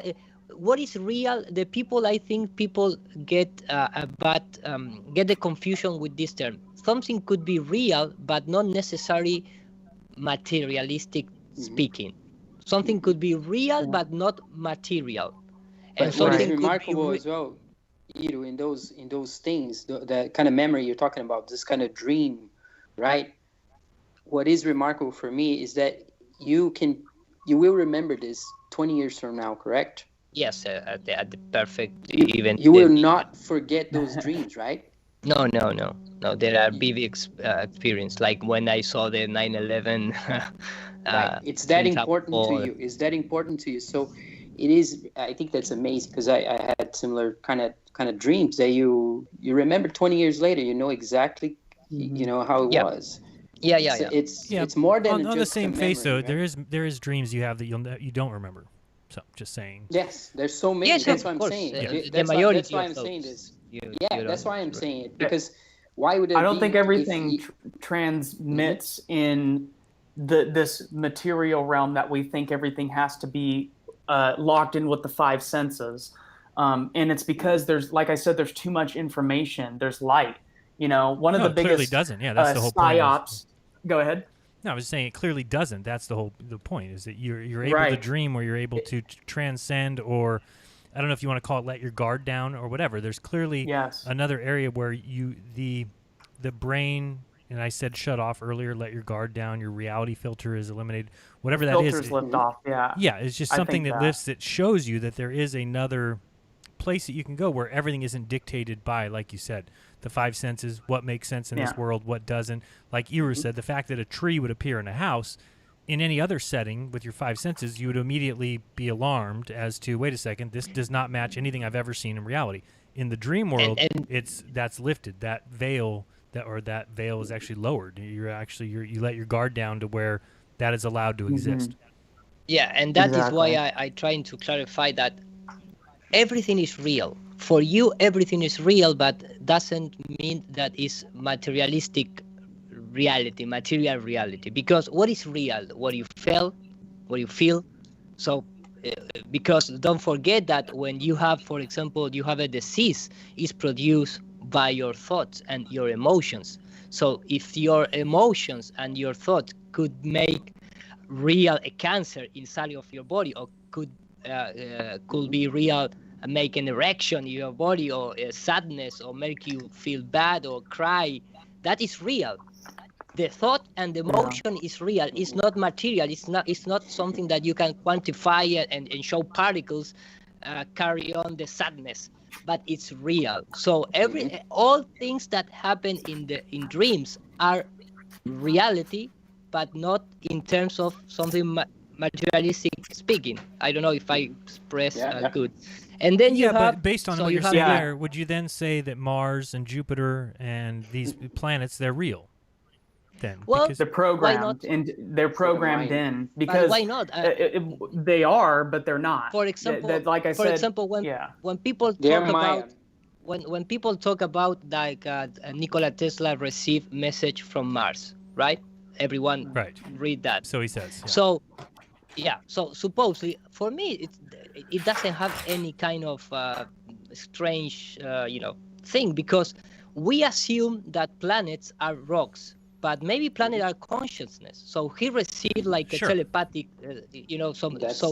we don't know what that things in the sky. Well, that's are. the version in the Mahabharata that I talked about before. In the Mahabharata, when Arjuna goes up towards a star, it is a world of where there's beings living there, and it's this whole realm that he describes. But for them, that's what it is in that cosmology, and it is a flat world. What I'm trying to say is, when people talk about that story about Tesla, immediately they assume there is a being with an antenna sending signals, because they want to transfer the people trying to transfer the way that when we share information, which is something that nobody can prove because there is no any particle that can carry on information.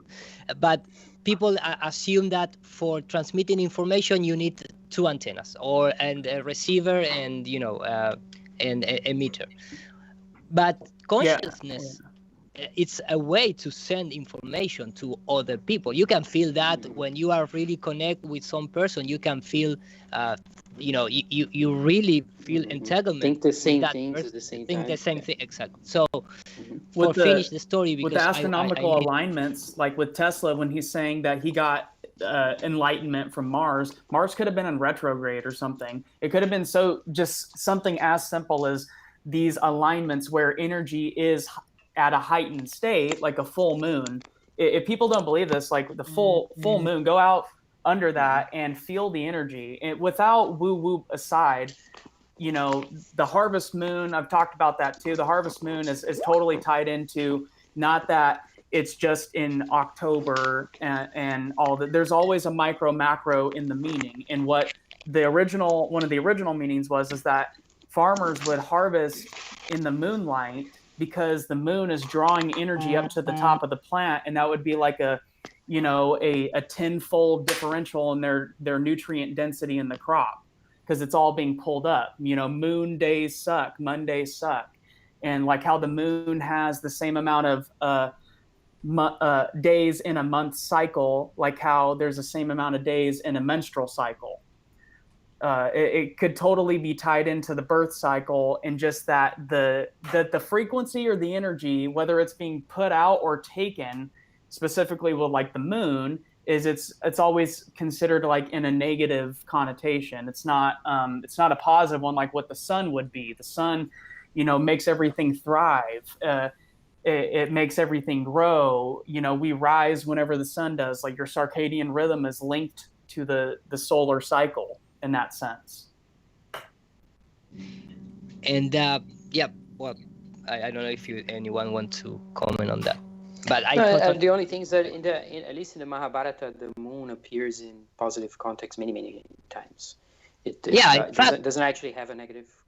No, and I talked a lot yesterday with a guy from Australia, and I said that for me, for example, I really love the energy of the moon for create, for be inspired in terms of the art. I really love night and all that energy that night brings, and the moon for making my work in terms of the making 3D things models. calm down, right. kind of thing. Well, let me clarify. Like people like alcohol, right? But that's a spirit, and it's not necessarily always a good one. I've had amazing times on alcohol with friends or family members. Made memories that I know I'll never forget in this consciousness that I'm in right now. But it's not necessarily a positive thing overall. It's very deteriorating for the body. Puts you in a low-level frequency state. It's highly addictive. Yeah. And so I mean by everything in moderation. When you think about, some tonics that have been invented, they never be meant to be binge drunk. Well, they only meant to be taken very little. And look at water. Yes, I mean, water. You'll die if you drink too much water. So that's everything in moderation goes without saying. People should recognize. And have you ever worked overnights? Yeah, I mean, it literally takes it out of you. Well, not even that long ago, I was working overnight. What I think? I think it depends. I think sometimes that because we, remember that the moon represents woman, and the woman is so oppressed that sometimes I start feeling and I start thinking that the whole idea of the moon is a bad thing, is more of the Jesuit. Sorry for my English. The obelisk represent the penis. Right. Yeah, everything is against the woman. Everything in the church, you're never gonna have a woman to be a pope. Yeah. All the women are, laid it down to be just a simple They're monk. Meant just to be there for their husbands. Yeah. So everything that represents the woman is bad and it's terrible, and that energy is completely That's very bad. True. Yeah. So right, they always invert that. The Scarlet Woman. For instance, in one of the works, I think is the most misrepresented of all time, Lucretius's De Re Natura, like on the nature of things. They say he's a materialist. They say a bunch of things about him, and the beginning of that is dedicated to love, the connecting force of the universe, and that is Venus, or Aphrodite is a female. Right. And that's the connecting Uh-huh. force that connects everything. That's Yeah, what he and- dedicates it to. And then they say he's a materialist. Yeah, It's and bizarre. remember that the history behind you mentioned before Mother Earth, and they transfer into the Father Pan. And in fact, when you go into, and I present this in my conference, but if you start thinking in the word that the elite in our days used to, talk about the possibility, the theory behind why we have life here on Earth, because a meteor brings bacteria, and that is called panspermia. panspermia, which is the Yeah. sperma of Pan, because our Mother Earth is infertile if you don't have Pan, and Pan is Right. the god of nature, as the equal that the Mother Nature, so they trying to replace a feminist energy with the masculine, perversion, because everyone knows with represent Pan represent. But for finish the story, so you have those four states: the intellectual dreams, the emotional dreams, which is the most common dreams of all. Then you have the premonition dreams. You have when you talk with dead families, and then you have the astral projection dream, which is the thing. Yeah, the thing that happened to me the first time, because lucid you dream. project. Yeah, no, I don't like to call lucid, because lucid, everyone knows who For lucid the is. Lucifer, right. So Lucy. I prefer to call consciousness dream, because you are dreaming, You're awake. quote You're unquote, conscious. but you have the consciousness to control the dream.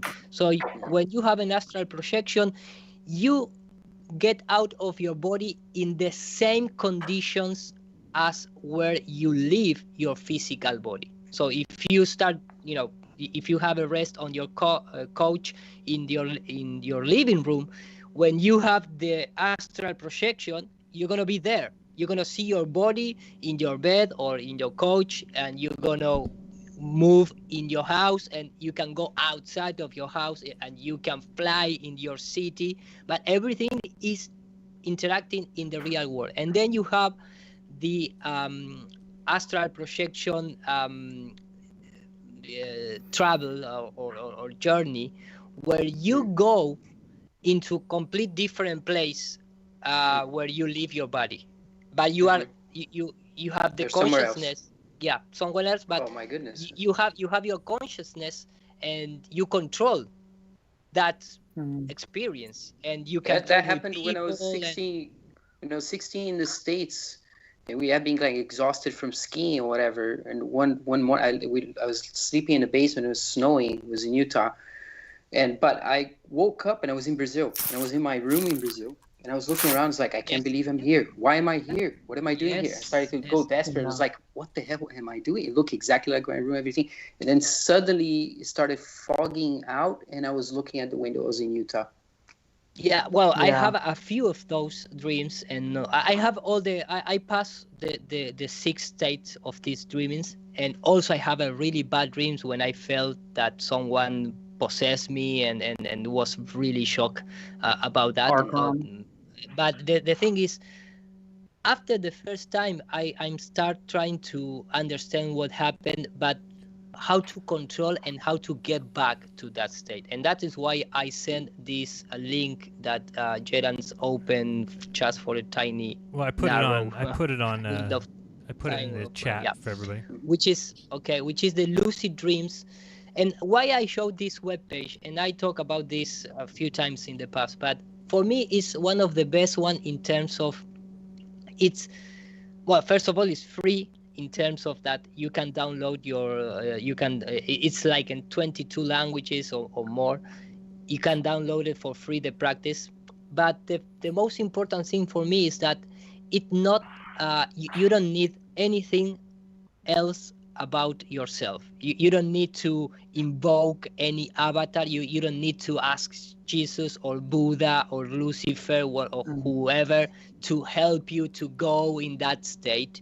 You don't need to drink a plant. You don't need to take drugs. You don't need to use any type of San Pedro or ayahuasca. Nothing. It's just you are yourself.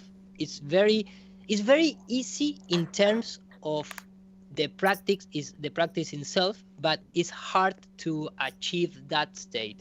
But the technique is simple. It's not something that, for example, it's like I tell you, well, if you do, I don't know, 20 jumps in the air above 30 centimeters, you're gonna get out of your body. Well, Nice. maybe for you it's hard because you don't have the physical state to do that. But in terms of what it implies, it's very easy. It's just make 20 jumps. So the thing here is that when you go to sleep, you need to do, 2-3 steps to start working on that. So the actual thing that you need to do is easy, but it's very hard to get focus and to achieve that moment. For example, the Freemasonry, I always read that they have like a trick to do, because they hack the state of the dream doing something that is very clever, in fact.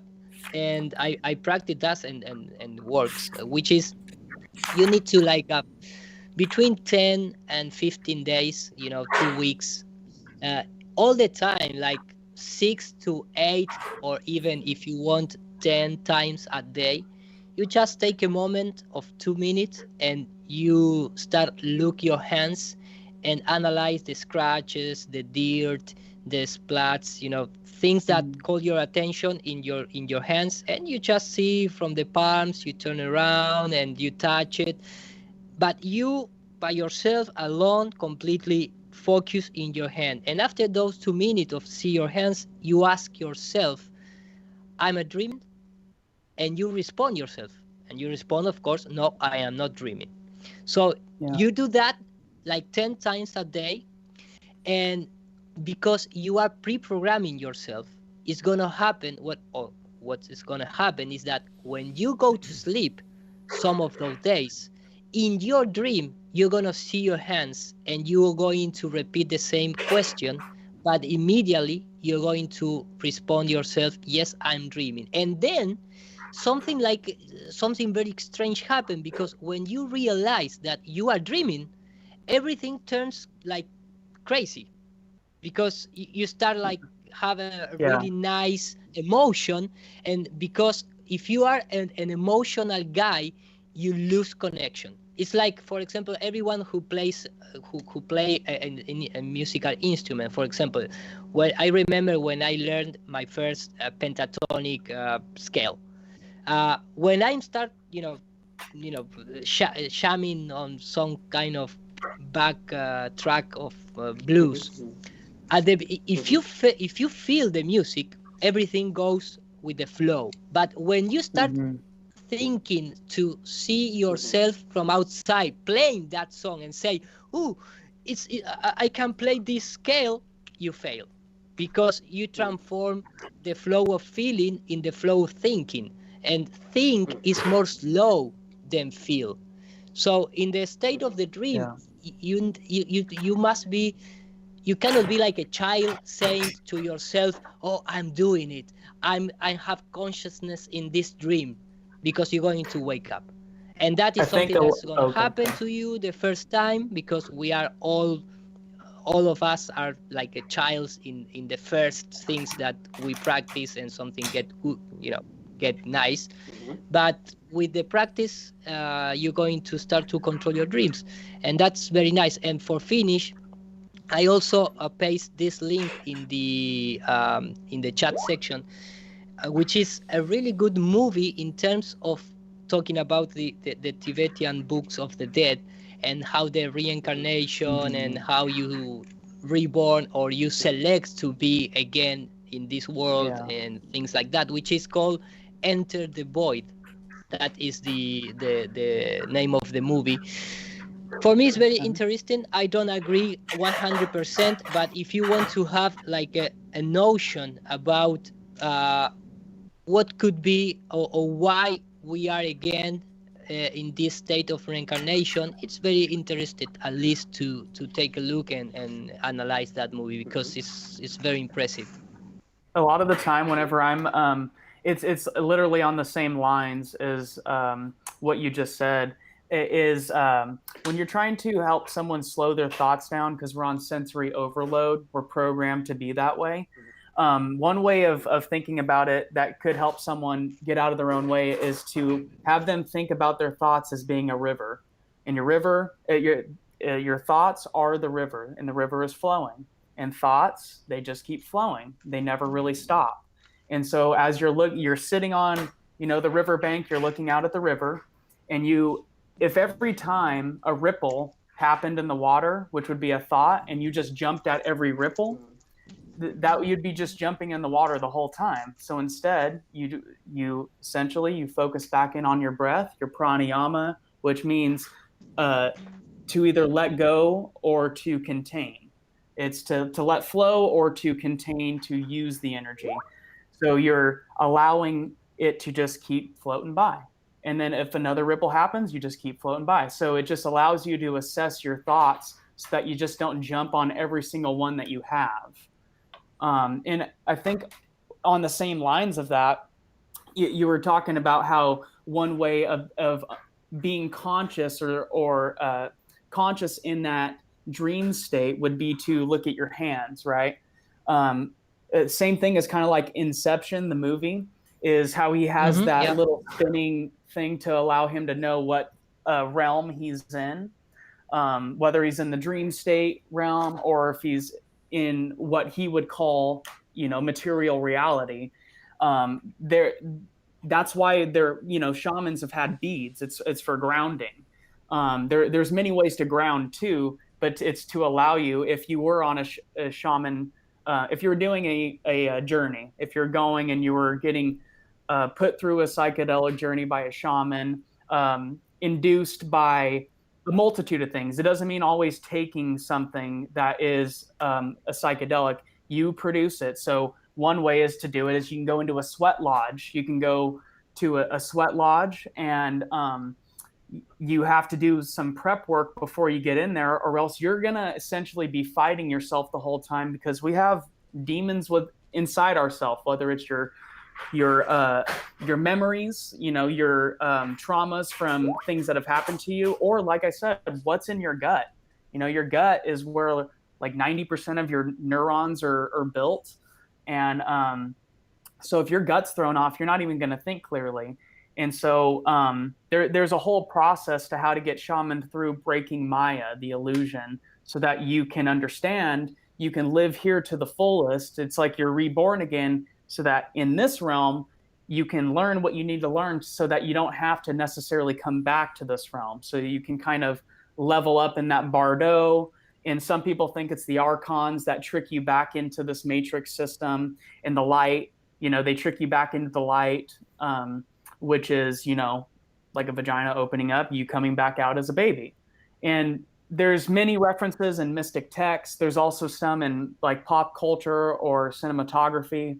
I don't know if anyone watched The Sopranos, but one of the most famous episodes of The Sopranos with Tony Soprano is whenever he's in that coma, and he keeps running. He's in Vegas, and he's in this dream state. He's in Vegas, and he keeps running across these two monks, and they're in full monk garb, and they keep calling him by a different name.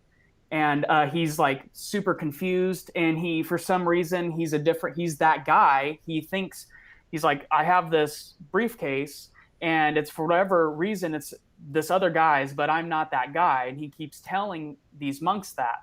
And at it's not the same episode, because he's in a coma, I think, for like a couple episodes or something. But at the end of it, it's essentially the archons that disguise themselves as a loved one in that dream state, which happens to be his cousin that I think he killed in the show. But nevertheless, he's like out at a ranch, and he's like, what the heck am I doing here? Essentially, he's like looking around, and his cousin stands there and starts talking to him. And he's essentially trying to rope him into coming inside the house. And it's like a farmhouse. And he's like, come inside. Everyone's waiting for you. And there's just light, like the door is open, the lights are on, there's just light coming out of it. And that's kind of one of those examples in cinematography where it's talking about possibly getting tricked by an archon entity that, recycles us back in, or however you want to say it. I don't know what Yeah, what you guys remember think about that the LSD, it's I mean a league of spiritual discovery, and what they're trying to do is like make synthetic door, the shortcut to access that state, and blow the people's mind and everything, everything against nature. That's good for them. Iru, that is you in the chat, right? Yes, it's me, and I unfortunately trying to put you a called word. Jersey Bob But you are pathetic? so pathetic, and Yes. I just put another guy. So I saw sorry that. so much for. I started thinking as soon as I saw that, I thought I gave the wrong guy the ranch. I was like, oh shit, this guy's trying to call people names, but then it was you. Great. Yeah, a lot of people in the chat saying it all depends on how you use marijuana. Obviously, that's the case, as everybody knows. Yeah, I mean, a lot of people saying, oh, if you smoke too much weed, you don't dream. I think that is the case, and you got to use everything in moderation. And there's I think people so out there, too. Yeah. There's people out there saying, oh, well, And not by Monsanto.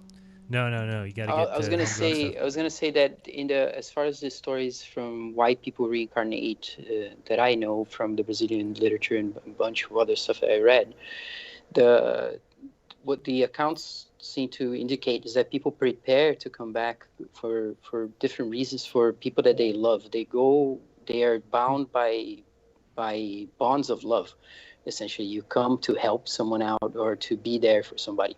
Usually that's that, and then but there's also some kind of transcendence in that there would be other realms. But there's it's what I think Jaron mentioned, is like he would never go to heaven and be happy if somebody's suffering somewhere else, or if he leaving people behind and things like that. And that seems to be the case when people pass, that sometimes they continue to be attached, or they will. There's this prepared reincarnation stories. There are many of them. So Yeah, I mean, like it's you all opt explained through back this kind of into bond of coming love. So in. the idea is that if you kill somebody, I think cause harm to someone, you have to redress that, and one of the ways would be to give them life, for instance. Yeah, but again, sorry, I need to go. It's a little late. Yeah. Goodbye, everyone, and thank you so much for having me on and for all the support you really give me. Yeah, absolutely. Bye, Iru. Support Iru, everybody. Bye-bye. Yeah, we're going to close the show Bye, down here in a Iru. See you second. Sunday. Nice talking to you. Sunday. Yeah, Globebusters, guys, Sunday, back with Bob at the helm, and it's going to be a, all flat earth, so definitely tune into that. That'll be, I don't know if it'll be on the YouTube channel. For sure it'll be on my DLive and Bob's DLive, which is dlive.tv/Globebusters-FE. That I remember. And Chris, we got to get you on a show. I'll text you and we'll work out a time, and we'll just do an interview, and maybe you can bring some of your, I don't know, best thoughts. You seem to have good comments on everything, but to get it down to an hour to where you can kind of, I don't know, get some more people to check out your podcast and your website. And I think you should do some videos. I think people would enjoy, and like you said you have some videos where you're just sitting there talking. I mean, that's all it takes. I don't even know how to share screen and stuff. I haven't it's so I haven't easy. put a lot of time into trying to figure out, but I tried to set up a DLive and I went through the process, and then it didn't do my first stream. It wouldn't connect. And with YouTube, I know you can't share screen unless you stream it through something else. So I'm trying to figure out all of that. Essentially, my podcast is me just speaking, and I'll have a cover art that I'll maybe I'll touch on with that and have a narrative that I go with. But I know I'm trying to figure it out. Yeah, it's easy. It's easy. I'll teach you then. I don't know if I need to do a video. I probably should do a video for everyone. I think I've done one in the past, but just a simple, whether it's live streaming or video making at this point. And again, I say it's simple, but I was in the same boat where I said I couldn't possibly do this. And I bought a $3 video making software from Goodwill or something, and just threw it in there because I saw what Mark Sargent was doing. So I think a lot of people can do that. And if live streaming took a while to learn, but it's pretty easy, and OBS is pretty easy. I could set you up with that and show you how to live stream. Oh, that's what I downloaded. OBS. I set it up. DLive gives you that the breakdown on how to do it, and I went through all that, and yeah, I would love to learn, man. Okay. Definitely any help is accepted here. Yeah, it'd be great. We need more voices in the movement for sure, and just the truth speakers, and I love anybody who is open-minded and brings new things to the table. I'm always open for that, and that's what a lot of people have a hard time with. They, I hate this show. It's not going. I don't like what this guy's talking about. I don't like, and people just need to learn that you don't have to watch every show. That's what's great about providing all this content. People can choose what they want to listen to and what they want to watch, and then they don't need to watch things they don't like. So, people don't like Chris, then you wouldn't watch his channel. If you don't like me, I don't know what you're doing here. But yeah, that's the way it comes. So let's round out the show again. Glowbusters Sunday. We have Iru who was on. So thank you, Iru, and you can support him at patreon.com/NurParatodos. A lot of us have Patreons. You can go to my website, jeranism.com, click link, and then there's a link to a few of us and our Patreon. So if you want to support, $5 each person would be great. Again, a lot of people say, oh, you're in this for the money. That's why we went 3 hours without mentioning how you can support the show. But it does keep this going. A big thanks to my patrons. We had a fun, thanks for joining us, by the way, Rodrigo. We had a patrons-only hangout on last Sunday, and we're going to do that the first Sunday of every month.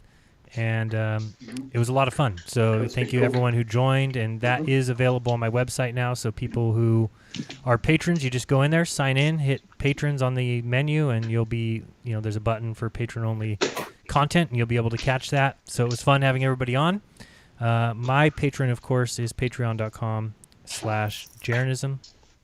And I really appreciate everyone who has signed up this last week. It's been amazing, and while you're there, sign up for Austin. His is patreon.com/witsitgetsit. Also Rodrigo, patreon.com/anthropology. You have Karen B. You can do DITRH. You can do Glowbusters. And again, a lot of those links are on my website, and I'll be adding more. So just check out jeranism.com and hit links. And for patrons, jeranism.com/patrons. And you'll find all the links, and there'll be more coming. We're going to be uploading all the episodes of Monday Night Raw, all commercial-free, all 226, I believe, episodes of that, going back some 4 years. We'll all be there for patrons soon, amongst other things, so it should be fun. But, yeah, Chris, I want to get you on a show maybe next week sometime, as long as my baby doesn't come. And, again, I just want to tell people, when the baby does come, I may be gone for a little while. I'll try and still show up on Monday if I can, but you never know. I mean, I always say Rodrigo put me to shame, because I think Rodrigo was on my show within 12 hours of his baby being born. Do you remember that, Rodrigo? So thank you for putting me to shame. I did want to say a couple thank yous to some people. And by the way, if you want to mail me something, you can do that as well. P.O. Box 3044, Merced, California, 95344. But I went to the post office this week and got a letter from Grace. So thank you, Grace, as always.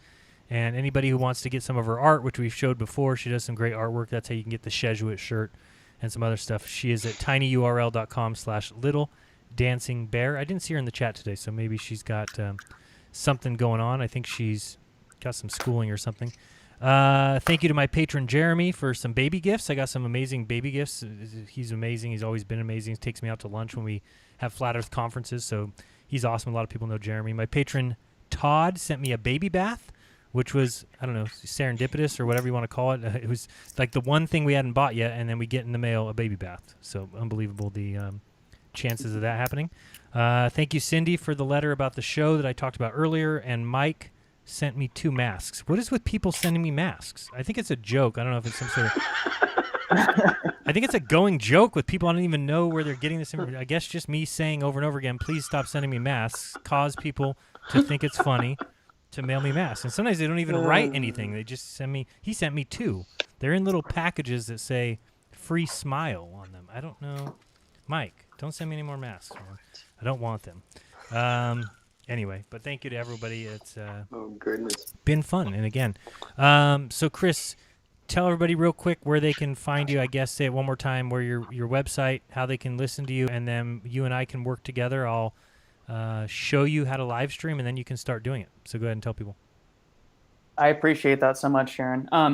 It's my website is awakenedoptimalhealth.com, and if you want to, it's my wife and my website. So we have a lot of health orientation there. You know, there's going to be classes on there, yoga classes.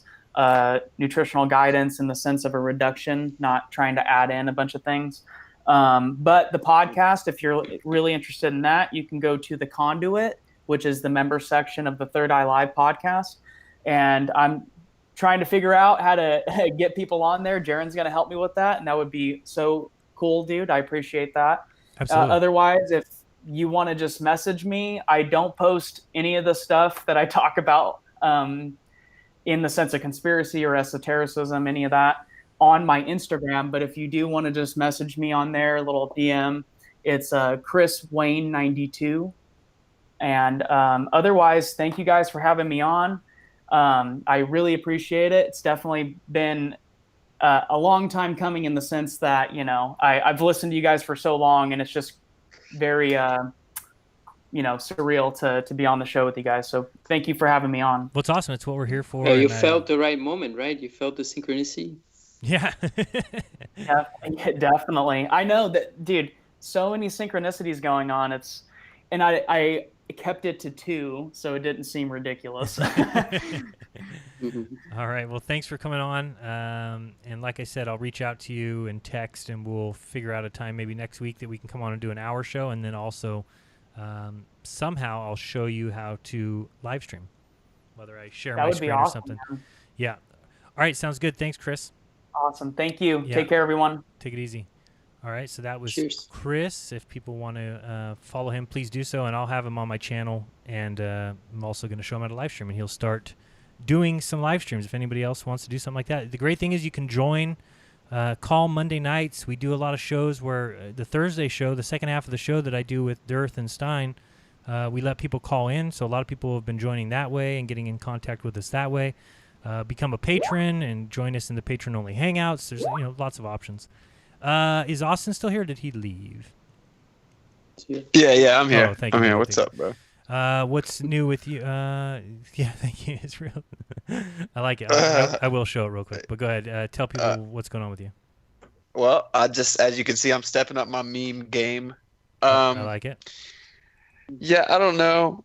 I don't have any definitive plans. I feel bad. I keep saying I'm just like a real busy person. I got to work and blah, blah, blah. But I'm still trying to set up a couple of things. I'm thinking about maybe a side little show, and then maybe I'll have to do it in the morning. I work all day, come home. I don't know. But I'm trying to figure out the time that would be best for everybody. But I'm going to start streaming on YouTube and D Live eventually. But anyway, that's one day. Yeah, that's all I got. Well, we appreciate you being here. The whole implosion thing. Well, just bullet style, call out everything they tell us we're not allowed to talk about. Well, so maybe do a couple shows on YouTube and kind of get people to go to your D Live, and then start doing a show on D Live only. It's kind of my plan. I don't know what day yet. I'm still trying to decide, and I don't want to make any big decisions before the baby comes, because I feel like I would say, okay, Wednesdays at this time I'm going to do this show, and then within a week the baby's born, and then I'm a little bit out of sorts. So I'm waiting till after to kind of announce some stuff, but I do want to do a show that is D Live only coming soon, because I want to thank everybody who's there. D Live is awesome. I got a great bunch of people there, some subscribers, bunch of followers. It's going really, really well, and I like the platform, and hopefully they continue to not answer the criticism that they're getting from every direction, because they're providing a place for people who are able to talk about things that maybe aren't allowed elsewhere, and at the same time, it's not hate. It's not it's not instigating violence. I've never said go to NASA and blow the place up or anything like that. Never done that. Never said that. There's other ways that we can figure this out. Talk about it. Talk to your friends. Talk to your family. Make a channel, just like we just told Chris. Chris has got some great things to say. What is the best thing to do there? It's to get some of that stuff out where other people can hear it. And yeah, will you be talking to only 5-10 people at first? Sure. But then you can come on. And he could go on for a long time. He has a lot to Absolutely. He could just talk forever. And that's what I mean. And and again, that's why I'll put him on my show, and we'll send some people over there, and then you take off from there. People will start liking it, sharing, and then before you know it, it's like Alex Stein, right? Within a matter of no time, Alex Stein has a few thousand subscribers. Alex. The guy is crazy. Yeah, he's a pro. He's a pro. Yeah, he's been. Yesterday we were just going through a lot of people like, I can't stand watching this. We were like having him dance in the streets with these people. I mean, he just does so much ridiculous stuff. He put a I need to catch up on some of the Oh, stuff he's been doing. man. You said he had a debate. I Yeah, he really had a wanna see debate. that. You can go to Modern Day Debates. I think it was 2 nights ago, or 2 nights ago. He did a debate on 9/11. He says he wants to do more debates, so that's interesting. Next Thursday, instead of having the Dirth, Stein, and me show at noon, it's going to be me, Dirth, and Rose doing a conversation with Jason Goodman. So check that out, and then we might do the me and Alex show later that evening, so keep an eye out for that. Globebusters Sunday, like I said, and let's go to Rodrigo. Rodrigo, what's coming up for you? What do people need to know? Well, just finishing the website. You saw a little bit of it. Just going to continue doing that. It's coming along great. And then, I said it's coming along great. Your website. Yeah, it's good. Yeah, absolutely. Hopefully it's going to be nice being writing a little bit more for it, and then getting all things organized to get the content the place that it should be at. And this is like really great to have this kind of project to work on, right? To get all your stuff in the right place. So that, and then waiting on some of your reading of Spacecraft, see if you do that at some point, see if I need to change anything in it and add the index, and we can talk about it. All right, sounds good. Everybody should check out. Remember Building 7. You know, it's on the screen. Hopefully people... I'm sure there's a lot of content out there. I saw that Brian Staveley's going to be doing a live show in a bit. And he had a bunch of stuff on his D-Live going today, some great videos that everybody should watch for sure. I think I covered everything. So next time we'll see you will be Sunday, 12 noon Pacific, either dlive.tv/jeranism or /Globebusters. Let me check real quick if I want to release the chest, or should I wait for Sunday? Let's see here. Let's go ahead and release it. Or you can accumulate the chest and then release it at a certain date you want. Yeah, I mean, it's only got 91 in there. I'll add 500 and then I'll do it so people enjoy that. So on YouTube, there is no such thing, but on DLive, if you want to go over there, you can do so. So yeah, everyone says, yes, please do. All right, so we're going to release the chest and then we will be out of here. Unless you guys have any final words? No, I say burn it down. What if we just what if we go all DLive and then throw the videos on YouTube on a DLive playlist or something, and so that there's an archive of the videos. Yeah. It's a good idea too. Yeah. Yeah. Until they take them or down or whatever, you know. Yeah, absolutely. No, I like DLive. It's going well. On most shows, I don't think the case was today, but on most shows, there's more on DLive. On my Thursday show, there's definitely more on DLive than YouTube. I think today, just because the lounge is, we do that on YouTube, so there's more on YouTube today. Try-D says, great idea or good idea, Austin. And so there you go. I released it. Try-D is great. He's a buddy of mine. I think he's the same guy. On my Discord. Yeah, there's so many good people in there. And thank you, Julie Bennett, as always. She's spoiling me with what are they called? Ninja Guineas. Yes. All right, it's been fun, everybody. I think that is it. Again, like always, I'll put all the links into the show notes. And give me a few minutes after the show, and I'll put everything we talked about. Hopefully you can find all the links in the show notes. All right, guys, it's been fun. I remind you to do your own research, because when you do, you'll never again believe what you've been taught. Till next time, this has been Jeranism. Peace. Peace.